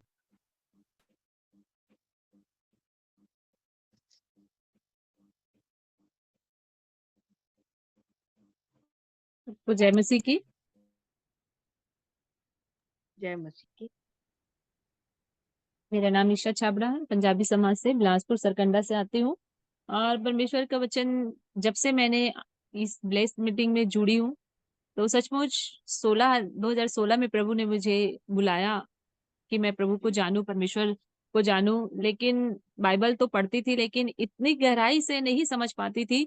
जब से मैं इस मीटिंग में जुड़ी हूँ, मुझे अद्भुत तरीके से परमेश्वर ने मेरी बुद्धि को खोला है और वचन को मैं समझ सक रही हूँ। जैसे आपने भी, अमन भाई ने भी यूहन्ना 3 अध्याय से बोला था कि मैं उनकी जूती उठाने की योग नहीं, पर वह तुम्हें पवित्र आत्मा और आग से बपतिस्मा देगा। अपन एक गाने के साथ भाई का वो प्रश्न था, तो सचमुच भाई ने उस अच्छी रीति से हमें उस बात को समझाया कि यूहन्ना जो पहले परमेश्वर के मार्ग तैयार करने के लिए आया था, हम पापी हैं सचमुच, लेकिन फिर भी हमारे पापों को क्षमा करने के लिए यीशु मसीह उद्धारकर्ता हमारे जीवन में आया और हम यीशु मसीह को जान सके, क्योंकि हमारे पापों को कोई क्षमा नहीं कर सकता। लेकिन यीशु मसीह को जानने के बाद, पिता परमेश्वर को जानने के बाद हम जान सके कि हमारे अधर्म और हमारे पाप कितने थे, जो कोई भी हमारे इस अधर्म और पाप को का बोझ उठा नहीं सकता था। लेकिन परमेश्वर यीशु मसीह उस चीज से हमें छुटकारा दिलाया। कल की मीटिंग में भाई बेला आंटी ने पूछा था यूहन्ना 13 में कि वो पर से उठकर अपने ऊपरी कपड़े उतार दिया और अंगोछा लेकर अपनी कमर बांधी। तब बर्तन में पानी भरकर चेलों के पांव धोने और जिस अंगोछे से उसने कमर बांधी थी उसी से पोंछने लगा। तो मैं भी इसे संसारिक रीति से समझ रही थी कि उसने अपने ऊपरी कपड़े उतारे, फिर एक अंगोछा था उसे बांधा, फिर उसे भी खोल दिया। तो ये अधनंग कैसे, मतलब हमारी जैसे संसारिक सोच है, मैं भी इसी रीति से इसको वचन को मैं समझती थी और काफी दिन से मुझे भी समझ में नहीं आ रहा था। लेकिन मैं बेला आंटी का धन्यवाद करूंगी कि इस वचन को पूछ के, इस प्रश्न को पूछ के हमारी भी बुद्धि खुली और हमने भी आत्मिक ज्ञान इस वचन के द्वारा पाया पाया कि कैसे परमेश्वर जो बड़ा था, जिसके पास सारा अधिकार था, लेकिन उस सारे अधिकार को छोटा करके नीचे उस छोटे राई के दाने के जैसे छोटा धरती, मतलब उस जमीन में बैठ के मतलब दिखाए कि कैसे हमें छोटा और नम्र और दीन बनना है। जैसे मती पहाड़ी उपदेश को हम, मती रची सुसमाचार 5 अध्याय जो पहाड़ी उपदेश है, सचमुच हमें वो सीखने के लिए दिया गया है कि हम कैसे मन में दीन बने, कैसे छोटे बने। लेकिन आज अपनी कुर्सी कोई नहीं छोड़ना चाहता। भैया ने बहुत अच्छे तरीके से बताया कि सब अपनी कुर्सी को हड़पना चाहते हैं और अपनी कुर्सी कोई नहीं छोड़ना चाहता, लेकिन यीशु मसीह ने अपनी कुर्सी छोड़ी और छोटा और नम्र और दीन बन के हमें दिखाया और चेलों के पांव धोए। तो उनके जो वस्त्र से जो उतारे गए थे, उससे मैं बड़ी ललायक थी कि वस्त्र क्यों उतारे। मैंने बीच में बोल पड़ी कि भैया मुझे वस्त्र के बारे, हाँ बोले बहन बताऊंगा, वो भी बताऊंगा। तो जो वस्त्र के लिए बताए, यसा 53 से मुझे बताया कि निश्चय उसने हमारे रोगों को सह लिया, हमारे दुखों को उठा लिया, तो भी हमने उसे परमेश्वर का मारा कूटा और दुर्दशा में पड़ा पाया हुआ समझा। और उसने भैया ने बताया कि 7 पद में वह सताया गया तो भी वह सहता रहा और अपना मुख ना खोला। जिस प्रकार भेड़ वध होने के समय भेड़ी ऊन कतरने के समय चुपचाप शांत रहती है, वैसे ही उसने भी अपना मुख ना खोला। सच, हमें कोई भी कुछ बोल दे तो हमारा मुंह इतना खुलता है, हम सह नहीं सकते। लेकिन इसमें हमें ये सीखने को मिला कि हर समय परमेश्वर चुप रहा, उसने कभी भी किसी चीज का विरोध नहीं किया। और वस्त्र को उतारने का मतलब ऊन, उनके जो शरीर से खींचा गया ऊन निकाला गया, तभी वो श्रेष्ठ वस्त्र के तरह चमकने लगे। ये अद्भुत रीति से भैया ने बताया। मैं परमेश्वर का धन्यवाद देती हूँ कि मैं इस चीज को समझ ही नहीं पाई कि कैसे परमेश्वर उसके शरीर से वो ऊन को लोग खींच रहे थे, मतलब निकाल रहे थे ऊन के द्वारा, ऊन जिन्हें भैया ने समझाया, तो भी परमेश्वर चुपचाप रहा। और हम चुप नहीं रह सकते, क्योंकि हमें कोई भी कुछ बोलता है तो हम तुरंत बोल देते हैं, चाहे वो पास्टर ही क्यों ना हो। लेकिन हम सह नहीं सकते कि कैसे बोल दी हमें, हम इस तरीके से जवाब देते हैं। लेकिन परमेश्वर ने हमें यही पहाड़ी उपदेश हमें समझने की जरूरत है, जो कल भैया हमें बता रहे थे। तो मैं परमेश्वर का सचमुच धन्यवाद देती हूँ कि एक एक वचन जो कल जो हमारी आंखें खोली, जो परमेश्वर का वचन बोलता है ना, अंधे देखते हैं, लंगड़े चलते हैं, गूंगे बोलते हैं, वो वचन मुझे इस संदेश से समझ में आया कि कैसे आंखें अंधे देखते हैं। तो सचमुच हम देख पाए कि कैसे वचन हमारे जीवन में कार्य कर रहा है। फिर दूसरा तीमुथियुस में भैया ने बताया कि जिसके लिए मैं कुकर्मी के समान दुख उठाया हूँ, यहाँ तक कि कैद भी हूँ, परंतु परमेश्वर का वचन कैद नहीं। इस कारण मैं चुने हुए लोगों के लिए सब कुछ सहता सहता हूँ कि वे भी उद्धार को जो मसीह में है अनंत महिमा के साथ पाए। तो भैया ने पूछा कि उद्धार पहले पाओगे कि महिमा, तो अनंत महिमा में हम पहले आए, फिर हमें उद्धार मिला। और पौलुस जो हमारे कारण जो दुख मतलब आधा दुख बोलते हैं ना, जो परमेश्वर जो हमें सहना था, तो पौलुस बोला कि मैं इनके कारण दुख उठाता हूँ। ये चीज भी हमने कल सीखी कि पौलुस भी कैसे हमारे लिए दुख उठाया, कैसे उसने हमारे लिए ताड़ना सही। तो परमेश्वर का एक एक वचन जो मुझे अभी बहुत अच्छे से स्मरण तो नहीं आ रहा, लेकिन जितना अमन भाई जैसे अभी कहे कि बीज बोने वाले का दृष्टांत कैसे शैतान चुरा लेता है और चुग लेता है, तो जो जो कुछ मेरे जहन में था उसको मैं भी बोलना चाह रही थी कि कैसे परमेश्वर ने वस्त्र को उतारे, अंगूछा बांधा और पैर को धोए, नम्र बना, दीन बना और ऊन कतरने वाली बात जो हम कभी सोच भी नहीं सके, क्योंकि बाइबल हम इतनी जल्दी जल्दी पढ़ते थे, लेकिन मनन करने का जब समय आता है तो हम उसमें ब्रेक नहीं लगा पाते हैं और मनन नहीं कर पाते थे। लेकिन कल से मैंने ये जाना कि सचमुच हमें बाइबल धीरे से धीरज के साथ पढ़नी है और मनन करते के साथ में पढ़ना है। और मैं परमेश्वर का धन्यवाद देती हूँ कि मेरी जो तेज रफ्तार थी पढ़ने की, उसे मुझे समझाए कि मुझे कैसे बाइबल पढ़नी चाहिए और कैसे मुझे इस वचनों को मनन करके समझना चाहिए। लेकिन ये इतने लोग बताते थे, मुझे समझ में नहीं आया, लेकिन आशीष भी है के साथ संगति करने के बाद मुझे वचन की खुलासा बहुत अच्छे से क्लियरिटी के द्वारा मुझे समझ में आ रहा है। तो मैं परमेश्वर का धन्यवाद देती हूँ और आशीष भैया का भी खूब धन्यवाद करती हूँ और आप सबों का भी कि भीड़ नहीं है, यहाँ भेड़े बैठी हैं। परमेश्वर का धन्यवाद। आमीन। धन्यवाद बहन को। और भी अवसर है यदि आप में से कोई और कुछ रखना चाहते हैं। एक और बात जो मुझे याद आई, विश्वास के विषय में हमने दूसरे दिन देखा था जब आंटी का प्रश्न था हनोक के विषय में, और जो विश्वास विश्वास आशा और प्रेम के विषय में भी हमने बातों को देखा था। तो जिन भी बातों से आप आशीषित हुए अपने व्यक्तिगत जीवन के लिए या और कोई बात प्रभु ने आपने सिखाई, तो आप हम जरूर रखें ताकि हम सभी आशीषित हों।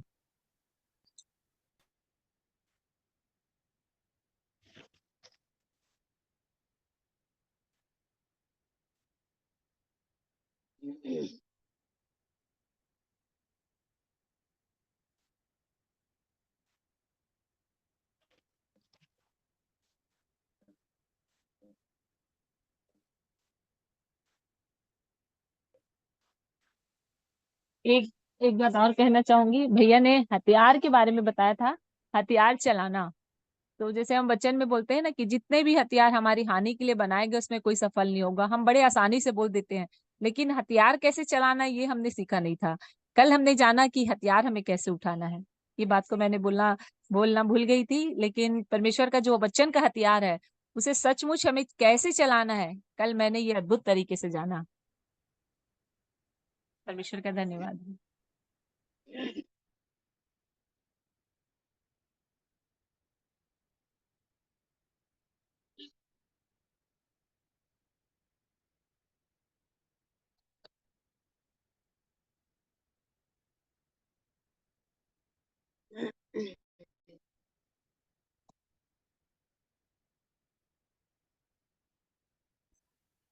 जो कुछ आपने सीखा, जिन वचनों से आप आशीषित हुए, अभी अवसर है उनको रखने के लिए ताकि हम सभी भी आपके साथ आशीषित हों। आप अपनी बात रख सकते हैं।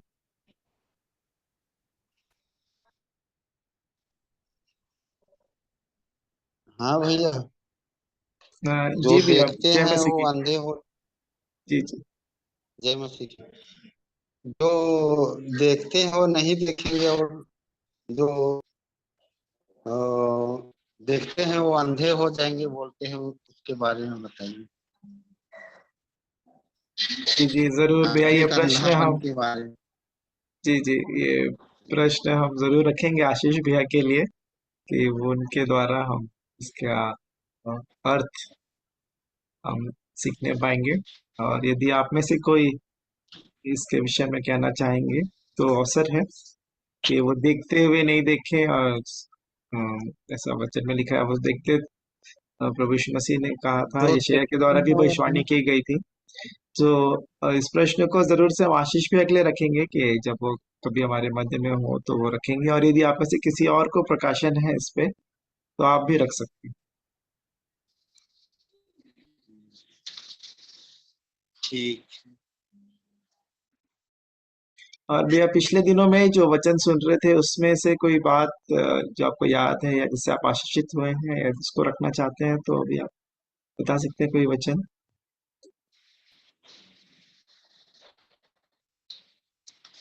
अभी आप जुड़ पाए थे क्या 3-4 दिन जो अभी?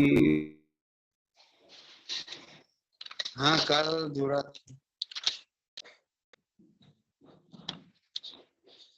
कल जो बताए इफिसियों 6:10 उसके बारे में बताए, आत्मिक हथियार जो जलते हुए तीरों को कैसे बुझाओगे उसके बारे में।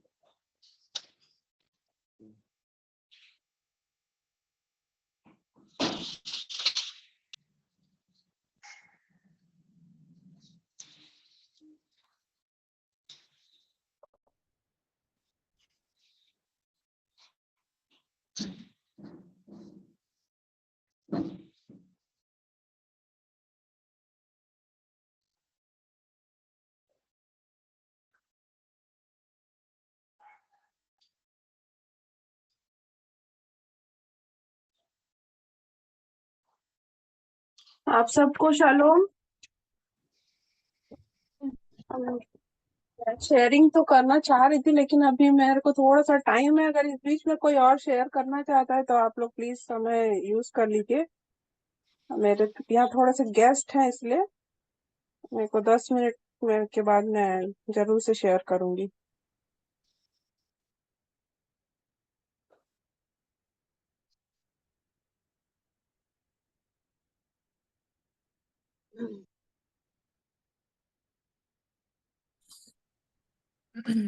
मैं इस सुंदर समय के लिए अपने जीवित परमेश्वर पिता को हृदय से धन्यवाद देती हूँ। सभी भाई बहनों को जय मसीह की मैं कहती हूँ। बीते समय परमेश्वर ने मुझको भी बहुत आशीषित किया, और मैं अपने मतलब कि व्यक्तिगत इसमें बहुत मतलब मेरे अंदर एक बात आ रही थी, मतलब मृत्यु की समानता के ही विषय में मैं कुछ कुछ मेरे अंदर मतलब विचार मेरे अंदर चल रहे थे। और अद्भुत रीति से जब मैं मतलब मीटिंग में अटेंड कर रही थी तो प्रभु ने मतलब भाई आशीष के द्वारा उन्हीं चीजों को परमेश्वर पिता बार बार मेरे जीवन में मतलब प्रकट कर रहे हैं। और मैं इन दिनों के वचनों के द्वारा मैं बहुत मतलब आशीषित हुई। इसके लिए मैं प्रभु का बहुत बहुत धन्यवाद करती हूँ। और हाँ, कुछ एक चीजें हैं जो मेरे को टच करी, उनको मैं रखना चाहूंगी आप सबों के समक्ष। और जब तलवार के विषय में बात कर रहे थे, तलवार जो है परमेश्वर का वचन है, मतलब उसको हम लोग को यूज करना है। और मैं मतलब जब वो समझा ही रहे थे तो एक चीज मेरे अंदर आया कि मतलब एक नीति वचन में परमेश्वर का वचन कहता है कि जो मनुष्य है वो अपने मतलब कि जीभ को एक तलवार के समान वो मतलब यूज करता है, और उसी के द्वारा वो जो निर्दोष हैं और जो दीन मनुष्य को उन्हीं के द्वारा उन लोग मतलब जो मनुष्य का जीभ है वो उसको खदेड़ता है। और मतलब बहुत सारे काम करता है। और एक तलवार जो है वो मतलब परमेश्वर का वचन है। और जब उस तलवार को हम अपने जीवन में धारण करते हैं, मैं अपने जीवन में धारण करती हूँ, तो उसके द्वारा कुछ अलग ही काम होता है। और मैंने इस चीज को सीखा कि इसी मतलब जो तलवार मतलब जो जीभ शारीरिक जीभ या बोल सकते हैं, उसको इस्तेमाल मेरे को नहीं करना है, लेकिन मेरे को उस तलवार को इस्तेमाल करना है जो प्रभु यीशु मसीह का है, अर्थात परमेश्वर का वचन। और और बहुत मतलब बहुत सारे वचन हैं परमेश्वर के वचन में। जैसे यीशु मसीह प्रभु यीशु मसीह को जब हम देखते हैं तो हम देखते हैं कि उसके मुंह से हमेशा मतलब अनुग्रह की ही बातें उसके मुंह से, सच्चाई की ही बातें उसके मुंह से निकलती थी। और मतलब प्रभु यीशु मसीह को मालूम था कि उसको कब गुस्सा करना है। वो मतलब अपने मतलब जीभ को ही इस्तेमाल करते थे जब उनको डांटना रहता था किसी मनुष्य को या किसी परिस्थिति को, तब वो अपने जीभ का ही वो इस्तेमाल करते थे। और वैसे ही मतलब मैंने इस बात को अपने जीवन के लिए सीखा कि मुझको भी मेरे प्रभु यीशु मसीह के समान मेरे को बनना है और वैसे ही मेरे को इस्तेमाल में मतलब लाना है। और मैं प्रभु का बहुत बहुत धन्यवाद करती हूँ। और एक और सुंदर वचन अ, जिसके द्वारा मैं आशीषित हुई वो ये है कि मतलब जैसे दुष्ट आत्माएं हैं वो तो परमेश्वर को, प्रभु यीशु मसीह को देख के मतलब थरथराती हैं। और यहाँ पे जो भजन संहिता 25 के 14 में लिखा है, यहोवा के भेद को वही जानते हैं जो उससे डरते हैं, और वह अपनी वाचा उन पर प्रकट करता है। और मतलब मैं इस चीज में मैं अपने जीवन को जांच रही थी कि मतलब ये वचन में भी कहता है कि हमको परमेश्वर के सन्मुख कैसे आना है, डरते और थरथराते हुए हमको उसके सन्मुख आना है। ऐसा मतलब एक मनुष्य का एटीट्यूड होना चाहिए। और मैं इस बात को जानने पाई उस दिन, मैंने सच में मतलब इस बात को अपने चीज में अंदर ही अंदर मैं वो कर रही थी, कन्फेस कर रही थी कि वाकई में ये चीज मेरे जीवन में नहीं है। मैंने इस घटी को अपने जीवन में देखा कि परमेश्वर के प्रति मेरे को मतलब कितना मतलब मेरे को और सिंसियर बनना है और परमेश्वर के प्रति कितना मेरे भय होना है। और यहाँ पे वचन कहता है, यहोवा के भेद को वही जानते हैं जो उससे डरते हैं। और सचमुच में यदि मेरे अंदर परमेश्वर के प्रति वो आदर और वो डर और भय अगर नहीं होगा तो उस भेद को भी मैं नहीं जान पाऊंगी। और वाकई में जब हम मतलब परमेश्वर का भय मानते हैं तो परमेश्वर अपनी बातों को मतलब प्रकट करता है। जैसे अभी एक भाई ने मतलब कि एक वो कर रहे थे, प्रश्न को पूछ रहे थे कि मतलब आंखें देखते हुए भी तुम उसे ना देखो और सुनते तो रहो लेकिन ना सुनो। तो मतलब यहाँ पे यही है कि हमको पूरी रीति से परमेश्वर की अधीनता में जब हम आएंगे तो स्वयं मतलब परमेश्वर पिता अपनी बातों को वो मतलब प्रकट करेगा। और सचमुच में मैं ये चीज मेरे को बहुत ज्यादा अधिक टच किया। और कि वाकई में उसका जो भेद है वो तो प्रभु यीशु मसीह है। और प्रभु यीशु मसीह को ही मतलब हमको जानना है अपने जीवन में, और उसके स्वभाव को पाना यही मतलब सबसे बड़ा अचीवमेंट होगा। हमारे जीवन का जो सबसे बड़ा अचीवमेंट जो है वो उसकी स्वरूप और उसकी समानता को पाना। और मैं प्रभु का बहुत बहुत धन्यवाद देती हूँ कि इन वचनों के द्वारा परमेश्वर ने मेरे को बहुत आशीषित किया। और जो अभी भाई वो पूछ रहे थे तो मेरे अंदर भी मैं बहुत सोचती थी मतलब इस विषय को कि ये क्या वचन, ये क्या बोलता है, ये क्या बताना चाहता है ऐसे करके। और अचानक से एक दिन मेरे अंदर ऐसे ही मतलब विचार आने लगा कि मतलब मैं यीशु मसीह के चेलों को स्मरण करने लगी कि जो उसके 12 चेले थे तो उन्होंने कितना मतलब सेक्रीफाइस किया। उन्होंने अपना मतलब यीशु मसीह के साथ रहने के लिए वो दिन भर उसके साथ रहते थे और उन्होंने मतलब बहुत सेक्रीफाइस किया। सेक्रीफाइस इन अ सेंस अपने परिवार को छोड़ के जाना, अपने पत्नी अपने बच्चों को छोड़ के जाना। उन्होंने अपना मतलब कि जो उनका जो डेली का इनकम होता था उसको भी उन्होंने छोड़ दिया। आज अगर मतलब मैं अपने खुद के जीवन के लिए मैं सोचती हूँ कि क्या मैं अपनी नौकरी छोड़ पाऊंगी, मतलब जो हमको चीज जैसे हम लोग बात कर रहे थे कि अगर हमको कोई भी चीज सीट मिल जाता है तो उसको छोड़ना हमारे लिए वाकई में बहुत डिफिकल्ट होता है। लेकिन जो मैं इस चीज को सोच रही थी कि यीशु मसीह के जो चेले हैं वो कैसे मतलब सरलता से अपने मतलब अपने पोस्ट को उन्होंने छोड़ दिया और उन्होंने बहुत कुछ छोड़ा, बहुत सेक्रीफाइस किया। और यीशु मसीह के साथ वो लोग रहते थे तो उन लोग अपने फूडिंग को भी उन्होंने छोड़ा, अपने कंफर्ट जोन को उन्होंने छोड़ा और बिल्कुल बहुत तकलीफ भी उठाते रहे होंगे यीशु मसीह के साथ साथ। और तो मतलब तो जब उन्होंने इतना सेक्रीफाइस किया तो जब वो दिन भर यीशु मसीह के साथ रहते थे तो उन स्वर्गीय बातों को वो समझने में सक्षम हुए।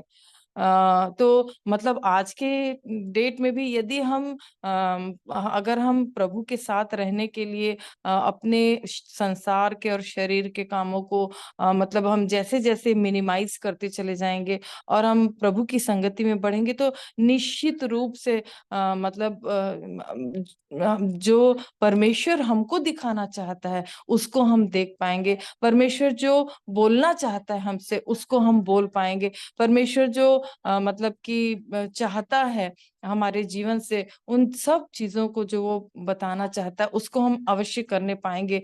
ये हम नहीं देख पाते हैं, हम इसलिए नहीं सुन पाते हैं, इसलिए नहीं चल पाते हैं क्योंकि हमारा जो डिस्टेंस है वो परमेश्वर के साथ बहुत दूर रहता है। और पर यदि हम मतलब कि उसके निकट आ जाएंगे, उसके पास आ जाएंगे तो हम उसके कामों को और भी नजदीकी से देखेंगे और उसको महसूस करेंगे और अनुभव से उसकी बातों को हम मतलब जानने लग जाएंगे। तो मैं सचमुच में प्रभु यीशु मसीह के चेलों के द्वारा मैं बहुत आशीषित हुई कि उन्होंने एक मतलब कि बहुत बड़ा समर्पण किया था अपने जीवन का और उन्होंने अपने जीवन को बलिदान कर दिया था यीशु मसीह को हासिल करने के लिए। और मतलब वैसे ही मतलब मेरे को और हम सबको वैसे ही होना है क्योंकि अगर उसको पाने के लिए मतलब आत्मिक जीवन को पाने के लिए हमको अपना टाइम और बहुत सारी चीजों को जब तक हम सेक्रीफाइस नहीं करेंगे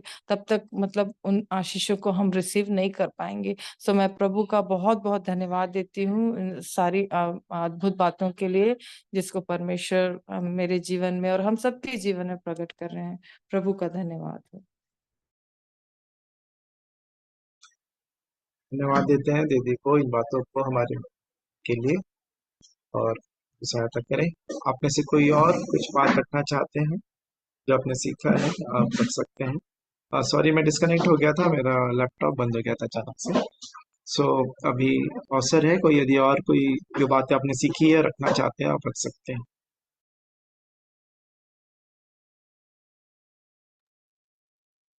सभी को एक बार फिर से शालोम। प्रभु सभी को जय शालोम मसीह की। मैं भी प्रभु का धन्यवाद करती हूँ।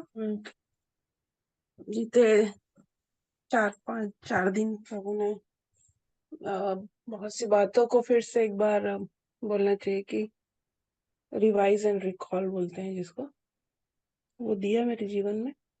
और ये बातें जो भैया कल शेयर कर रहे थे उसको कल परसों शेयर किया और 2 दिन और।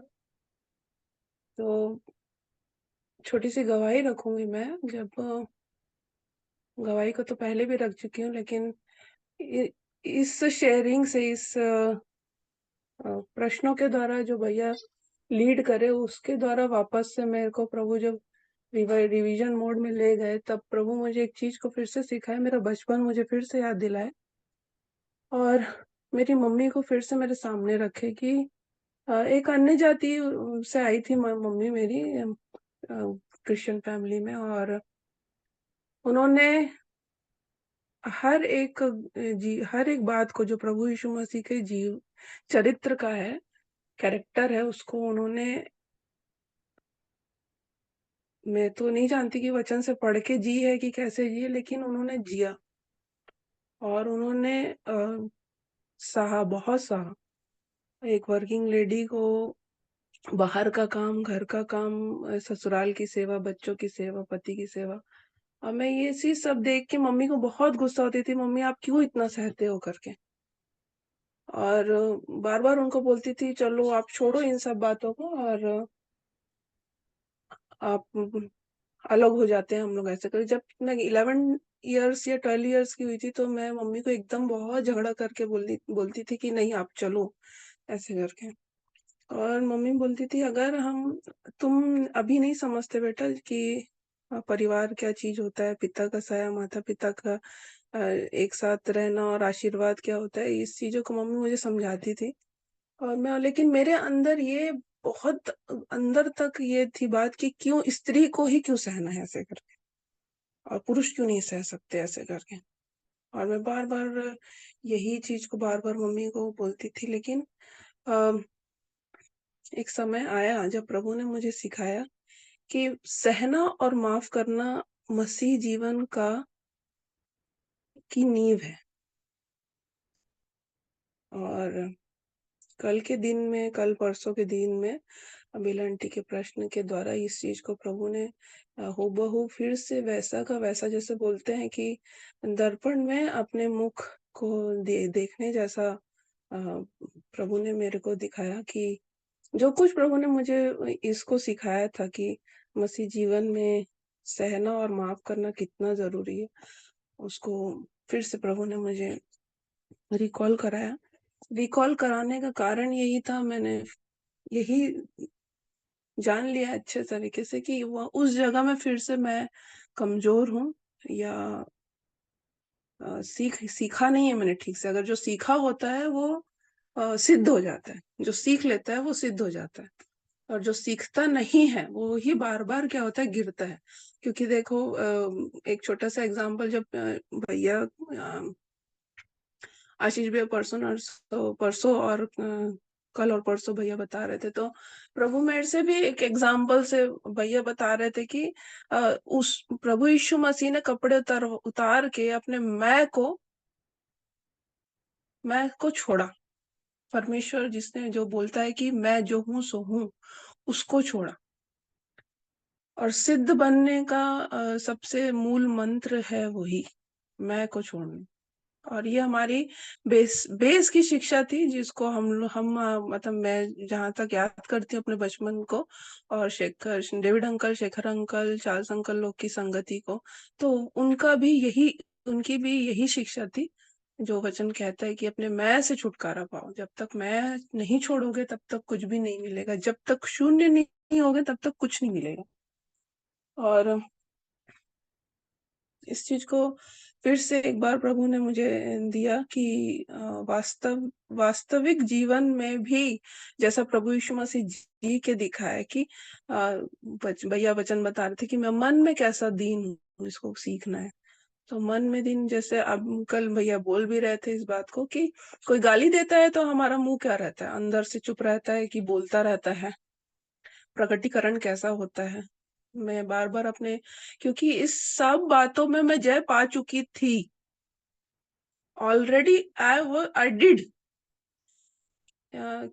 गवाही की ये बात थी कि मैं मम्मी को देखती थी तो मम्मी को ये बोलती जरूर थी, और बहुत गुस्सा होती थी कि छोड़ो इसको, छोड़ो करके। लेकिन एक समय ऐसा आया, जबकि मैं बता चुकी अपने भाई की गवाही, जब भाई चला गया, तो जब मैं प्रभु के साथ वचन की संगति में 24 घंटे रहती थी, तो उस समय प्रभु मेरे को, घर में ऐसा माहौल था कि कोई मेरे वचन पढ़ने को स्वीकारता नहीं था, और हर तरफ से मुझे नेगेटिविटी का सामना करना पड़ता था, और हर एक के द्वारा विरोध को मैं सहती थी।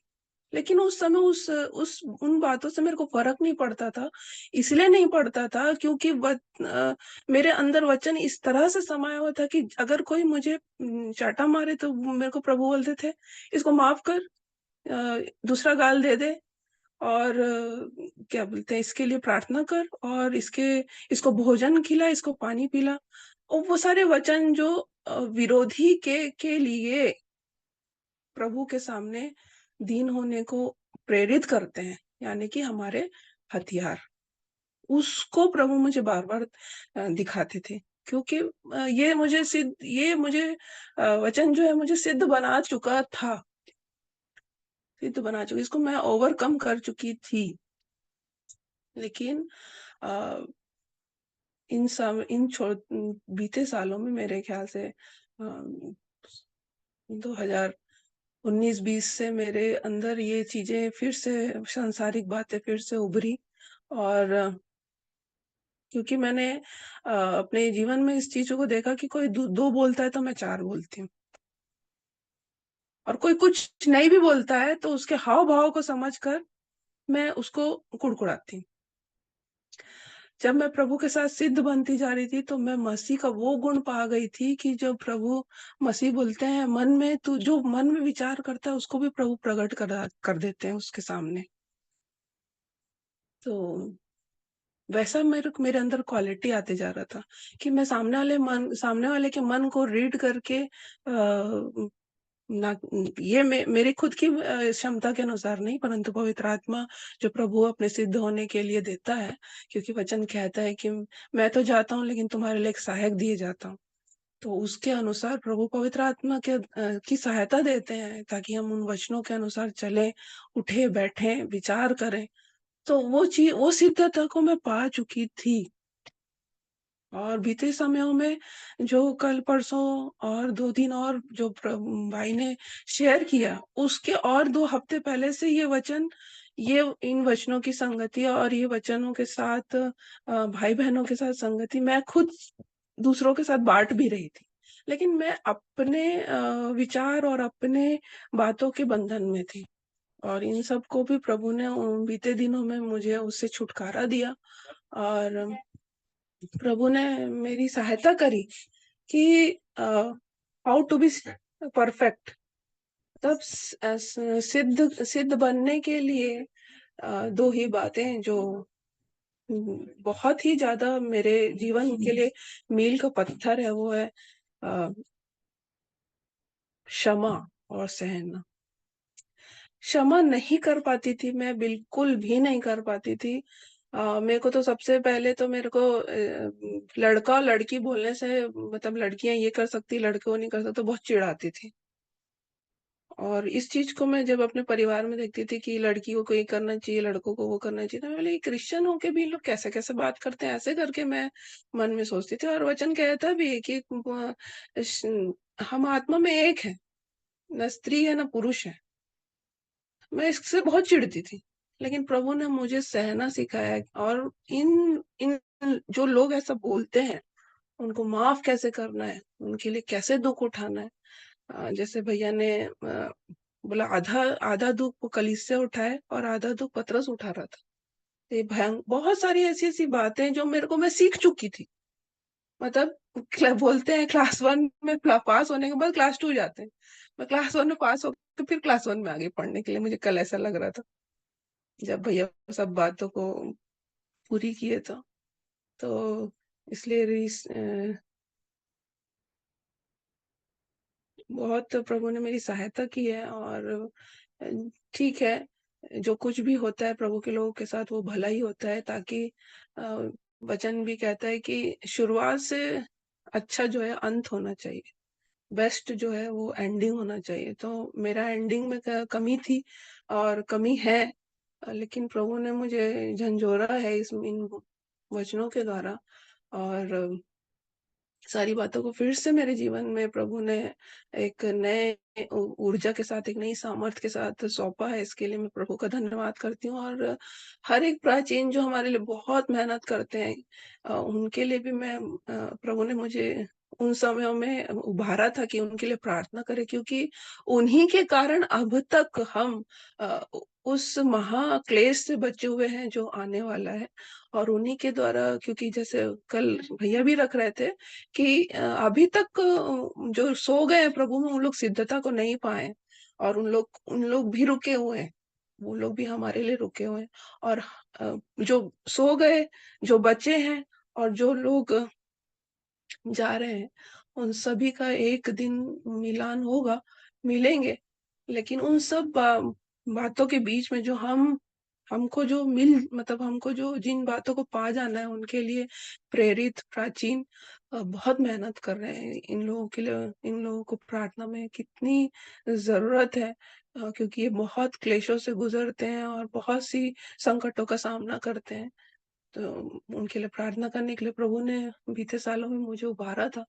इन बातों को मेरे को फिर से प्रभु ने दिया, और तो मैं प्रभु का बहुत धन्यवाद करती हूँ कि हर एक वचन, आज भी कलीसिया में बहुत सुंदर वचन को अंकल ने रखा था, उसको तो मैं अभी शेयर नहीं कर पाऊंगी, लेकिन हर एक दिन प्रभु ऐसी ऐसी बातों को जीवन में जोड़ते हैं कि हम एक कदम और आगे बढ़े, ना कि पीछे जाए।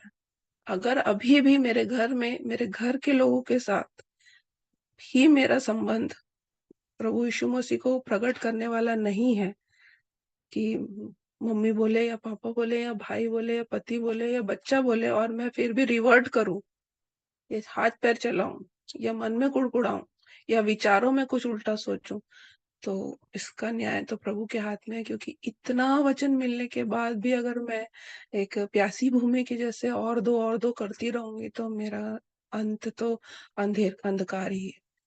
मैं प्रभु का धन्यवाद करती हूँ कि एक अच्छे योद्धा के तरह प्रभु ने मुझे फिर से उभारा है और फिर से एक बार लड़ने के लिए हथियार दिए हैं, ताकि मैं इस पे जय पा सकूं। तो प्रभु का धन्यवाद। धन्यवाद है दीदी के लिए इन वचनों को से जोड़ना सिखाया हमारे पिता का। तो अब मैं निवेदन करूंगा ज्योति आंटी से कि वो कंक्लूजन करें और फिर अंतिम प्रार्थना में भी यदि वो करेंगे अच्छा होगा। ज्योति आंटी जी को अब अवसर है कि कंक्लूड करके अंतिम प्रार्थना में। आंटी नहीं है? का धन्यवाद है आज के दिन के लिए, और जिन बातों को मैंने सीखा, और ये है यूहन्ना 13:3 से, कि जब ये वचन पढ़ा जा रहा था कि सब कुछ पिता ने उनके हाथ में कर दिया प्रभु यीशु मसीह के, और फिर भी प्रभु यीशु मसीह ने किसी भी अधिकार का उपयोग उस समय नहीं किया जब वो न्याय के लिए खड़े हुए थे, न्यायस्थान के सामने खड़े हुए थे, पिलातुस के सामने, और वो चुप थे, कुछ नहीं कह रहे थे। और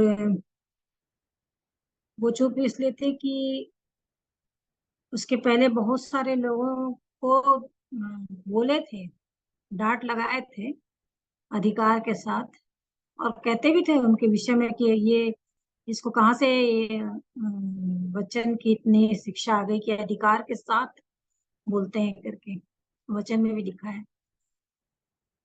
और लेकिन उन्होंने अधिकार का उपयोग नहीं किया।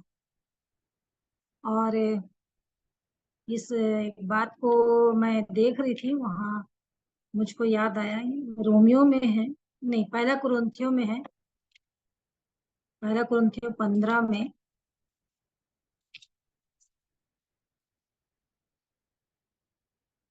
15 के 27 में लिखा है, क्योंकि परमेश्वर ने सब कुछ उसके पांव तले कर दिया है। परंतु जब वह कहता है कि सब कुछ उसके अधीन कर दिया गया, तो प्रत्यक्ष है कि जिसने सब कुछ उसके अधीन कर दिया वह आप अलग रहा, और जब सब कुछ उसके अधीन हो जाएगा तो पुत्र आप भी उसके अधीन हो जाएगा, जिसने सब कुछ उसके अधीन कर दिया, ताकि सब में परमेश्वर ही सब कुछ हो। तो ये प्रभु यीशु मसीह की महानता है कि वो पिता को इतना आदर और देते थे, क्योंकि 24 पद में लिखा है, इसके बाद अंत होगा, उस समय वह सारी प्रधानता, सारा अधिकार, सामर्थ अंत करके राज्य को परमेश्वर पिता के हाथ में सौंप देगा। तो प्रभु यीशु मसीह स्वयं, जबकि परमेश्वर का ही प्रतिरूप, लेकिन वो सब कुछ अधीन करके अपना भी उनके अधीन हो जाएंगे, पुत्र आप भी उसके अधीन हो जाएगा, जबकि सब कुछ उसके अधीन कर दिए थे, क्योंकि वो चाहते हैं कि परमेश्वर ही सब कुछ हो, सब में ऊंचा, सब में उत्तम परमेश्वर ही सब कुछ है। वो अपने पिता को ही आदर दे रहे थे, ये वचन मेरे को याद आ रहा था।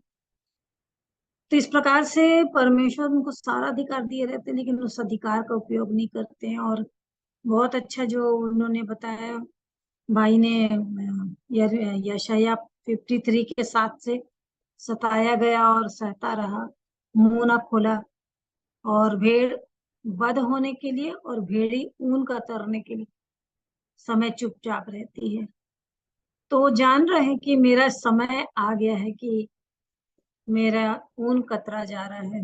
ये सब जितनी बातें उनको बोला जा रहा था, दोष लगा रहे थे, निंदा कर रहे थे, सब कुछ हो रहे थे और ऊन कतर रहे थे एक प्रकार से। और वही ऊन जो हमारे लिए वस्त्र के लिए धार्मिकता का वस्त्र बनने जा रहा था।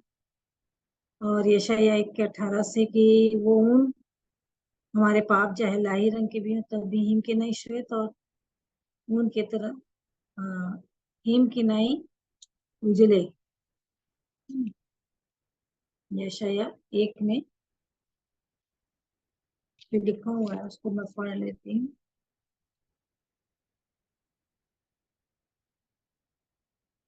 यहोवा कहता, आओ हम आपस में वाद विवाद करें। तुम्हारे पाप चाहे लाही रंग के हों तो भी वे हिम की नहीं उजले हो जाएंगे, और चाहे अर्गवानी रंग के हो तो भी वे ऊन के समान श्वेत हो जाएंगे। तो ये श्वेत ऊन का जो है, ये श्वेत वस्त्र, उनका रूपांतर जब प्रभु यीशु मसीह का हुआ, रूप अर्थात बॉडी वो बता रहे थे, तो उनका बॉडी चेंज हो गया वहां पर और उनका वस्त्र श्वेत वस्त्र चमकने लगा।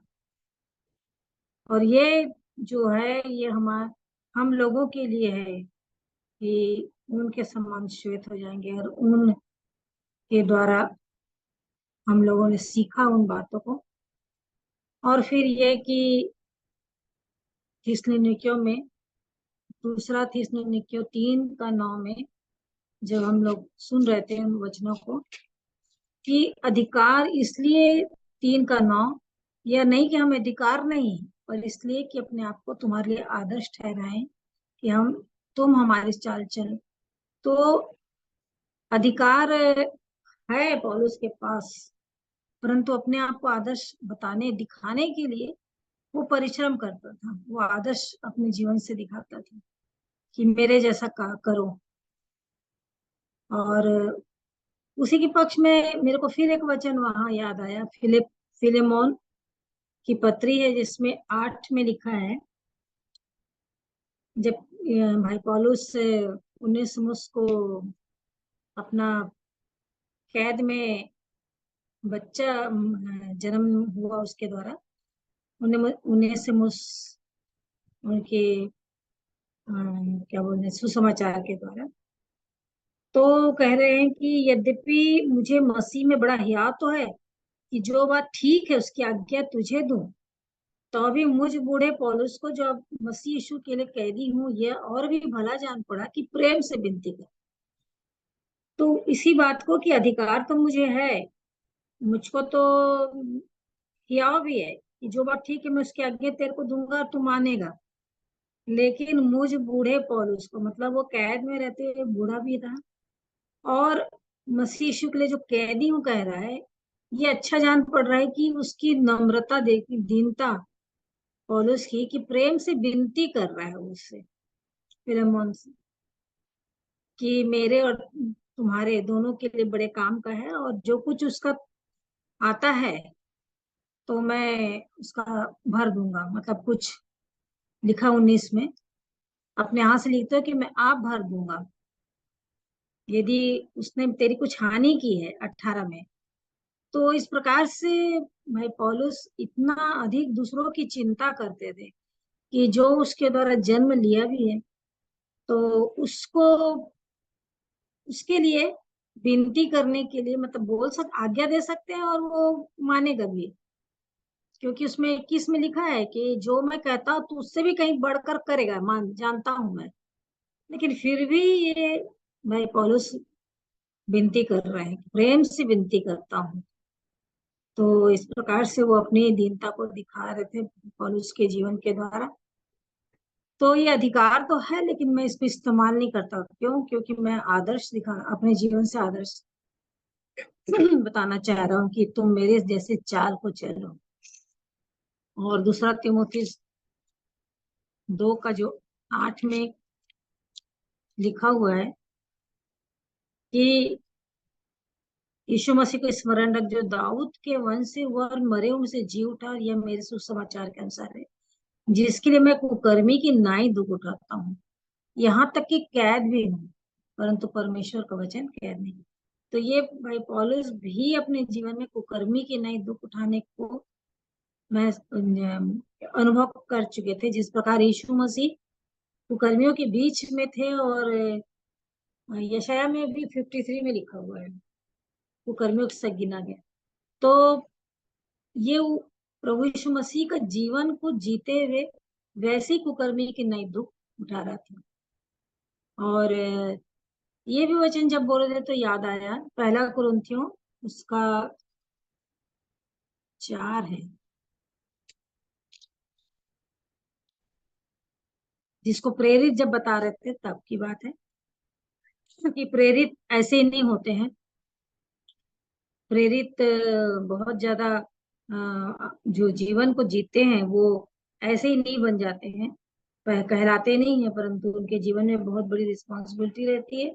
और वो हमेशा दूसरों की उसको भार को उठाने के लिए, जैसे कि वो उसके लिए बोलते हैं कि कलीसिया का जो है, कलीसिया का जो 50% दुख को सह रहा है, लेकिन प्रभु से प्रार्थना करता है कि उसका आधा मैं अपने शरीर में पूरी किए देता हूँ, मतलब मैं भी उठा लेता हूँ भार को।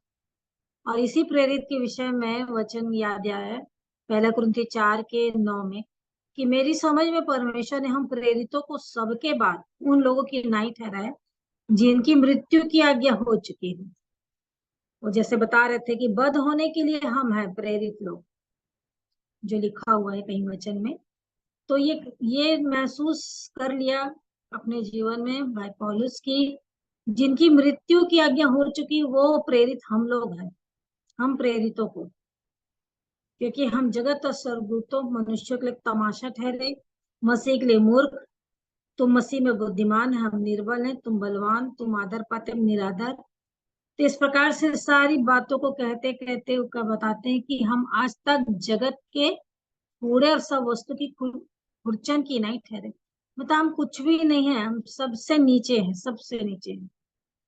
और प्रभु यीशु मसीह की उस शून्यता को जो बताए कि शून्य होना क्या है, तो कुछ भी नहीं, अपने आप में बिल्कुल जीरो। मतलब हम लोग तो अपने आप को बहुत कुछ समझ लेते हैं कि हमको बहुत कुछ आता है, बहुत कुछ जानते हैं, लेकिन प्रभु यीशु मसीह सब कुछ के क्या बोलना चाहिए, अधिकार को पाए हुए, पूरे स्वर्ग और पृथ्वी का सारा अधिकार उनके पास होने के बावजूद भी वो बिल्कुल नील हो गए, बिल्कुल कुछ भी नहीं है, मेरे पास कुछ नहीं है, मेरे पास जीरो, मैं एक शून्य हूँ, सब कुछ वो त्याग दिए। और इसी चीज को वो जब बताया तो बहुत ज्यादा लगा कि सच में कि वो अपने आप को इतना दीन कर लिए, नम्र कर लिए, दीन हो गए, दास का स्वरूप, जो फिलिप्पी 2:5 से आगे लिखा हुआ है। तो इस प्रकार प्रभु के वचन में हम लोग सीखते गए। और लूका 8 का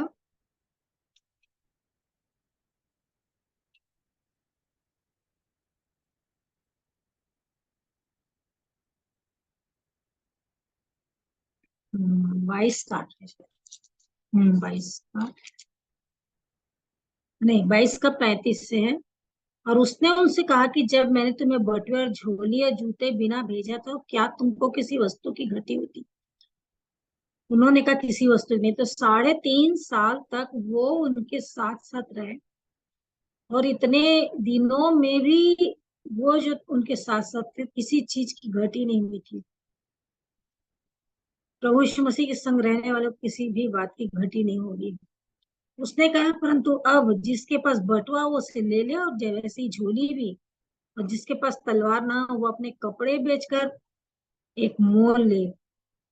और इस बात को कितने अच्छे से उन्होंने बताया कि कैसे अपने कपड़े बेचकर तलवार को मोल लेना है। और तलवार जो हथियार है इफिसियों 6 के अनुसार, वो तलवार को कैसे पाना है और कैसे उस तलवार को यूज करना, उसको पहला पत्रस 4:1 से, कि जहाँ पे लिखा हुआ था पहला पद है, सो जबकि मसीह ने शरीर में होकर दुख उठाया तो तुम भी उसी मनसा को धारण करके हथियार बांधो। तो ये है उसकी मनसा। तो इस मनसा को हथियार बना करके धारण करना है। जो धारण करेगा वही उस तलवार का उपयोग कर सकता है, इस मनसा को हथियार बना करके, तलवार बना करके। तो इन सारी बातों में प्रभु के प्रेम को और प्रभु के उस शून्यता को और प्रभु यीशु मसीह की उस दीनता को वचन की सहायता से हम सब जानने पाए कि वाकई में प्रभु का जीवन जो था वो वध होने के समय में चुपचाप हो गया, सारी बातों को जानकर भी चुपचाप। और अच्छी बात वो लगी कि जब उन्होंने बताया कि कर देने के विषय में उसको, मतलब गाली देते थे, गाली सुनकर नहीं देता था गाली। तो किस प्रकार से अपशब्द ही गालियां हैं, जो नहीं है उसको इंसान को बोल देना वो गाली हो जाता है। और उसको कर के लिए भी बोलते हैं कि तू कर नहीं देता है। तो कितना अच्छा कि वो पतरस से कहते हैं कि तू मेरा भी दे दे और उनका अपना भी दे दे, मतलब दोनों का। और कर कौन देता? पराया देते हैं, पुत्र नहीं देता।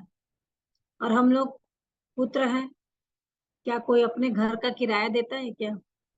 तो इस प्रकार से सच में कि कितना अच्छा प्रभु का समझाने का वचन के द्वारा हमारे जीवन के लिए, कि हम प्रभु के उस वचन के अनुसार अपने जीवन में आगे बढ़ते हुए जीते रहें। और जिस प्रकार कुकर्मी की नहीं दुख उठाया, मतलब पूरी बातों में वचन की जितनी भी बातें भाई पौलुस ने दुख उठाया, बहुत सारी जगहों में है और भी है, कुरिन्थियों में और जगह में है। कितना वो कितने दिनों तक उपवास रखा, सपेड़े खाए, जंगल में रहा, जहाज के टूटने से, मरने से, सब बहुत सारी बातें। तो वाकई में प्रेरित तो बहुत ही ज्यादा पीछे हैं, मतलब एकदम सबसे, कि जिन पर मृत्यु की आज्ञा हो चुकी है। और उन्होंने जब कहा कि वध होने के लिए कौन कौन तैयार है, वहां तक जाना है। तो प्रभु हम सब की सहायता करें इन वचनों के द्वारा, कि हम उस वचन की सहायता से और भी प्रभु की निकटता को महसूस करते, उसके वचन की बातों को सुनते हुए, मनन करते हुए अपने जीवन में और आगे बढ़ते चले जाएं।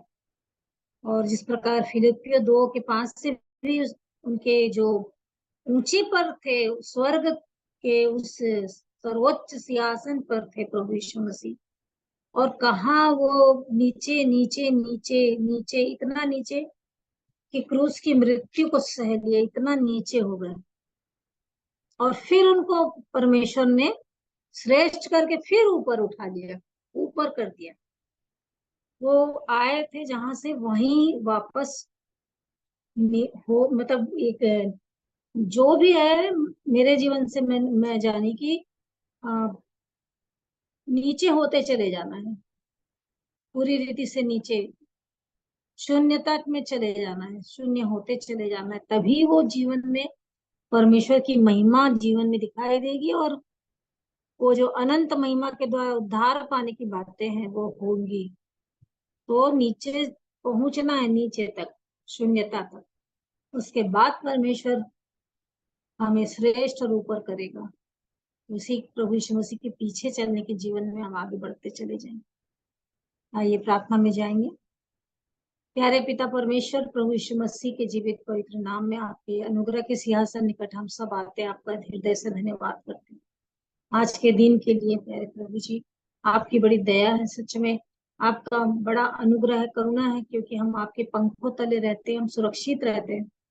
आपके पास ही रहना, आपकी छाया में रहना, आपके निकट रहना, आपके चरणों में रहना, आप में छिपे रहना, प्यारे पिता हमारे लिए सुरक्षा है। आप ही हमारे गढ़ है, जिसमें आपने कहा कि धर्मी भागकर उसमें हर दुर्घटनाओं से बचता है। आप हमारे किला है, ऊंचा गढ़ है, हमारी ऊंची चट्टान है, आप हमारे सब कुछ है, शरणागत है, ढाल है। आप हमारे बचने का स्थान है। सारी बातों के लिए आपका धन्यवाद धन्यवाद करते हैं। आज के दिन में आपने हम सबकी सहायता की, और जिन बातों को पिछले दिनों में हमने सीखा, विश्वास के बारे में, यरीहो की दीवार के गिराने के बारे में, अपने शरीर को प्यारे प्रभु सच में हम आपके हाथ में सौंपते यही प्रार्थना करते हैं कि अपने शरीर को जीवित, पवित्र और भावता बलिदान करके चढ़ाएं, और हमारे बुद्धि के, मन के नए हो जाने से हमारा चाल चलन हर दिन बदलता चला जाए, हम नए होते चले जाए, हम बदलते चले जाए, बदलते चले जाए। हमारी सहायता करें, और अनुभव से आपकी इच्छा को मालूम करते उसे पूरे करने पे आपकी पवित्र आत्मा हमारी सहायता करे। जिन बातों को हमने सीखा प्रभु की आपके उस जीवन में, प्रभु किस प्रकार आपने चुप रहना, शांत रहना, क्योंकि शांत रहने और चुप रहने में तुम्हारी वीरता आपने बताया, ये उस वचन के अनुसार है जो मत्ती 11:12 में है कि स्वर्ग राज में अब तक जोर होता आया है और बलवान उसे छीन लेते। प्यारे प्रभु जी, ये शांत रहकर ही आपने सब कुछ पे जय पा लिया। आप सब कुछ जानते थे, सारा अधिकार आपके पास था, परंतु आपने उसका कहीं पर उपयोग नहीं किया, क्योंकि आपको पता था कि अब मेरा समय आ गया है, अब मेरे इस दशा में ऊन कतरा जा रहा है, उसके बाद बद होने के लिए जाना है मुझे।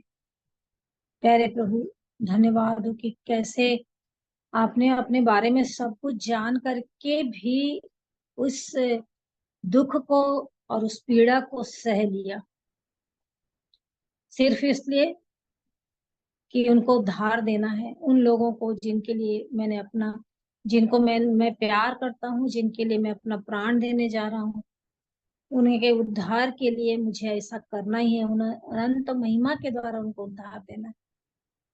धन्यवाद हो प्यारे प्रभु कि आप हमारे लिए इतना दुख उठाए, इतना दुख उठाए, और शरीर में प्रभु आप अपने शरीर पे एक एक लहू का कतरा आपने बहाया है, और उसी लहू की सामर्थ्य आज भी काम करती है। वो हाबिल के लहू से उत्तम है और हमसे बातें करती। उस लहू की सामर्थ को हम सब अपने जीवन में महसूस करते हैं, और धन्यवाद देते हैं कि उस लहू के द्वारा हमें शांति है, आनंद मिला, चंगाई मिली, छुटकारा मिला, उद्धार मिला है। और वही लहू हम सब के जीवन में काम कर रहा है। हम उस लहू के द्वारा आपसे मेल मिलाप कर लिए पिता से। उस लहू के द्वारा हम सब आपस में भाई बहन बन गए। उस लहू के द्वारा हम सब आपके घराने के हो गए। उस लहू में बहुत सामर्थ है, और आपने कह दिया कि तुम अपने नहीं हो, परंतु दाम दे के मोल लिए गए हो, इसलिए अपने देह से परमेश्वर की महिमा करने के लिए। हाँ प्रभु जी, ये जीवन आपने हमारे जीवन को उस द्रोही से, विरोधी से छीन लिया है, खरीदा है अपने लहू से। तो प्यारे प्रभु, हम आपके होकर के आपका ही काम करें, आपकी सेवा करें, आपसे लिपटे रहें, आपकी बातें सुनते रहें, और आपके वचन में आत्मा की सहायता से चलते रहें, और आपके योग्य बनते चले जाएं। हम अपने समय को बिल्कुल ना गंवाएं प्रभु, हम बिल्कुल अलर्ट रहें अपने लिए, अपने जीवन के लिए, और साथ ही हमारे हर एक प्रियों के लिए प्यारे प्रभु, जिन्हें जीवन नहीं मिला, जिन्हें उद्धार नहीं मिला, उन्हें मिलने पाए, उनके लिए जबकि हम प्रार्थना करते हैं प्रभु, आपके चरणों में लाते हैं, सहायता करें कि उनके भी जीवन में प्रभु किसी न किसी रीति से आपका वचन, आपका प्रेम, आपका सुसमाचार, आपकी बातें पहुंचने पाए। इसलिए प्रभु आप सहायता करें। हम सब प्रभु जब इस रात्रि में प्रभु जी फिर से नींद में सोते हैं, तो हमसे बातें करें, फिर भी जिस प्रकार आप दाऊद की तरह हमें सिखाते हैं कि एक एक पहर जब भी उसकी नींद खुलती थी, आपके वचन पर ध्यान करते, आपका धन्यवाद करते, आपके गीत गाता। प्यारे प्रभु जी, ऐसे ही आप हमसे भी बातें करते रहें, और आपका वचन हमारे हृदय में बसा रहे, आपकी आज्ञाएं, आपकी शिक्षाएं हम कभी भी उसको सुनने से ना मुकरे प्रभु जी। प्यारे प्रभु, हमारा मन, हमारा ध्यान आपकी ओर लगा रहे। सारी बातों के लिए आपका धन्यवाद करते हैं, हर एक को आपके अनुग्रह भरे हाथों में सौंपते हैं। धन्यवाद से विनती प्रभु यीशु मसीह के नाम से मांगते हैं, आमीन। हमें हमें धन्यवाद आंटी जी। आइए हम प्रभु की प्रार्थना एक साथ कर लेंगे। सभी अपने माइक्स को ऑन कर सकते हैं। अनम्यूट कर सकते हैं अपने आप को, ताकि हम एक साथ प्रभु की प्रार्थना करेंगे। हे हमारे पिता, आप आप जो जो स्वर्ग में स्वर्ग हैं, में है, आपका आपका नाम नाम पवित्र पवित्र माना माना जाए, जाए, आपका आपका राज्य आए, राज्य, आपकी आपकी इच्छा इच्छा जैसे स्वर्ग में पूरी होती है वैसे इस पृथ्वी पर भी पूरी हो। हमारे दिन भर हमारे की दिन भर रोटी की आज रोटी हमें आज दे, हमें और जिस प्रकार हमने अपने अपराधियों को क्षमा किया है, वैसे ही आप भी हमारे अपराधों को क्षमा करें, और हमें परीक्षा में न लाए, बुराई से बचाएं, क्योंकि राज्य, पराक्रम और महिमा सदा आप ही की है। आमीन। आमीन आमीन। परमेश्वर पिता का प्रभु यीशु मसीह में एक बार फिर से मैं धन्यवाद देता हूँ कि उन्होंने हमें संगति का अवसर दिया, आप सभी का, कि आप सभी शामिल हुए। और जैसे भाई का जो प्रश्न था, भैया वचन कौन से भाग, मत्ती में जो लिखा हुआ है कि वो आंखों से देखते हुए नहीं देखे वाला, या जिस भी वचन के भाग से है, आप उसको रख सकेंगे। जब हमारे मध्य में आशीष भैया होंगे तो हम उनसे जरूर पूछेंगे, क्योंकि हम जैसा सोचते हैं वचन को वैसा उत्तर आता नहीं है। हम तो जरूर है कि भैया जैसा वो हम प्रभु के पास, उनके पास जो जवाब है हम उससे प्राप्त करने पाएंगे। और आप सभी का धन्यवाद जिन्होंने अपनी बातों को रखा, लेकिन जो रख नहीं पाए हैं उनके लिए अवसर कल होगा, कल भी होगा। इन्हीं वचनों पे, जो वचन हम सीख रहे हैं उसी पे ही मनन करने की ये संगति है कि अ, जो कुछ हम सीख रहे हैं आपस में बांटे, ताकि हमारी आत्मिक उन्नति हो। तो ये अवसर रहेगा हम सबों को। जी भी आप कुछ कह रहे थे क्या कलावीर भैया? यूहन्ना 9:35। यूहन्ना 9:35। जी, यूहन्ना 9:35।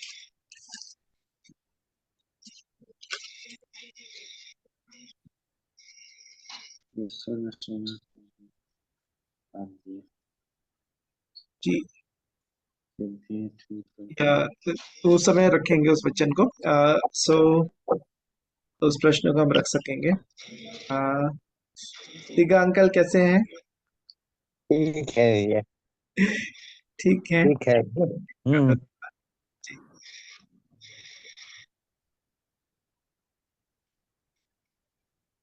सो आप सभी का जुड़ने के लिए धन्यवाद। कल फिर हम मिलेंगे 7 बजे से, प्रार्थना का समय है, 7:30 से संगति का है। और जो अपनी बात नहीं रख पाए हैं, भाई बहन जो सीख रहे हैं, उनको अवसर रहेगा कि वो भी अपनी बात रखें, ताकि हम सभी आत्मिक उन्नति करते जाएं। सो धन्यवाद। हम मीटिंग एंड करेंगे और कल फिर प्रभु की दया में जुड़ेंगे।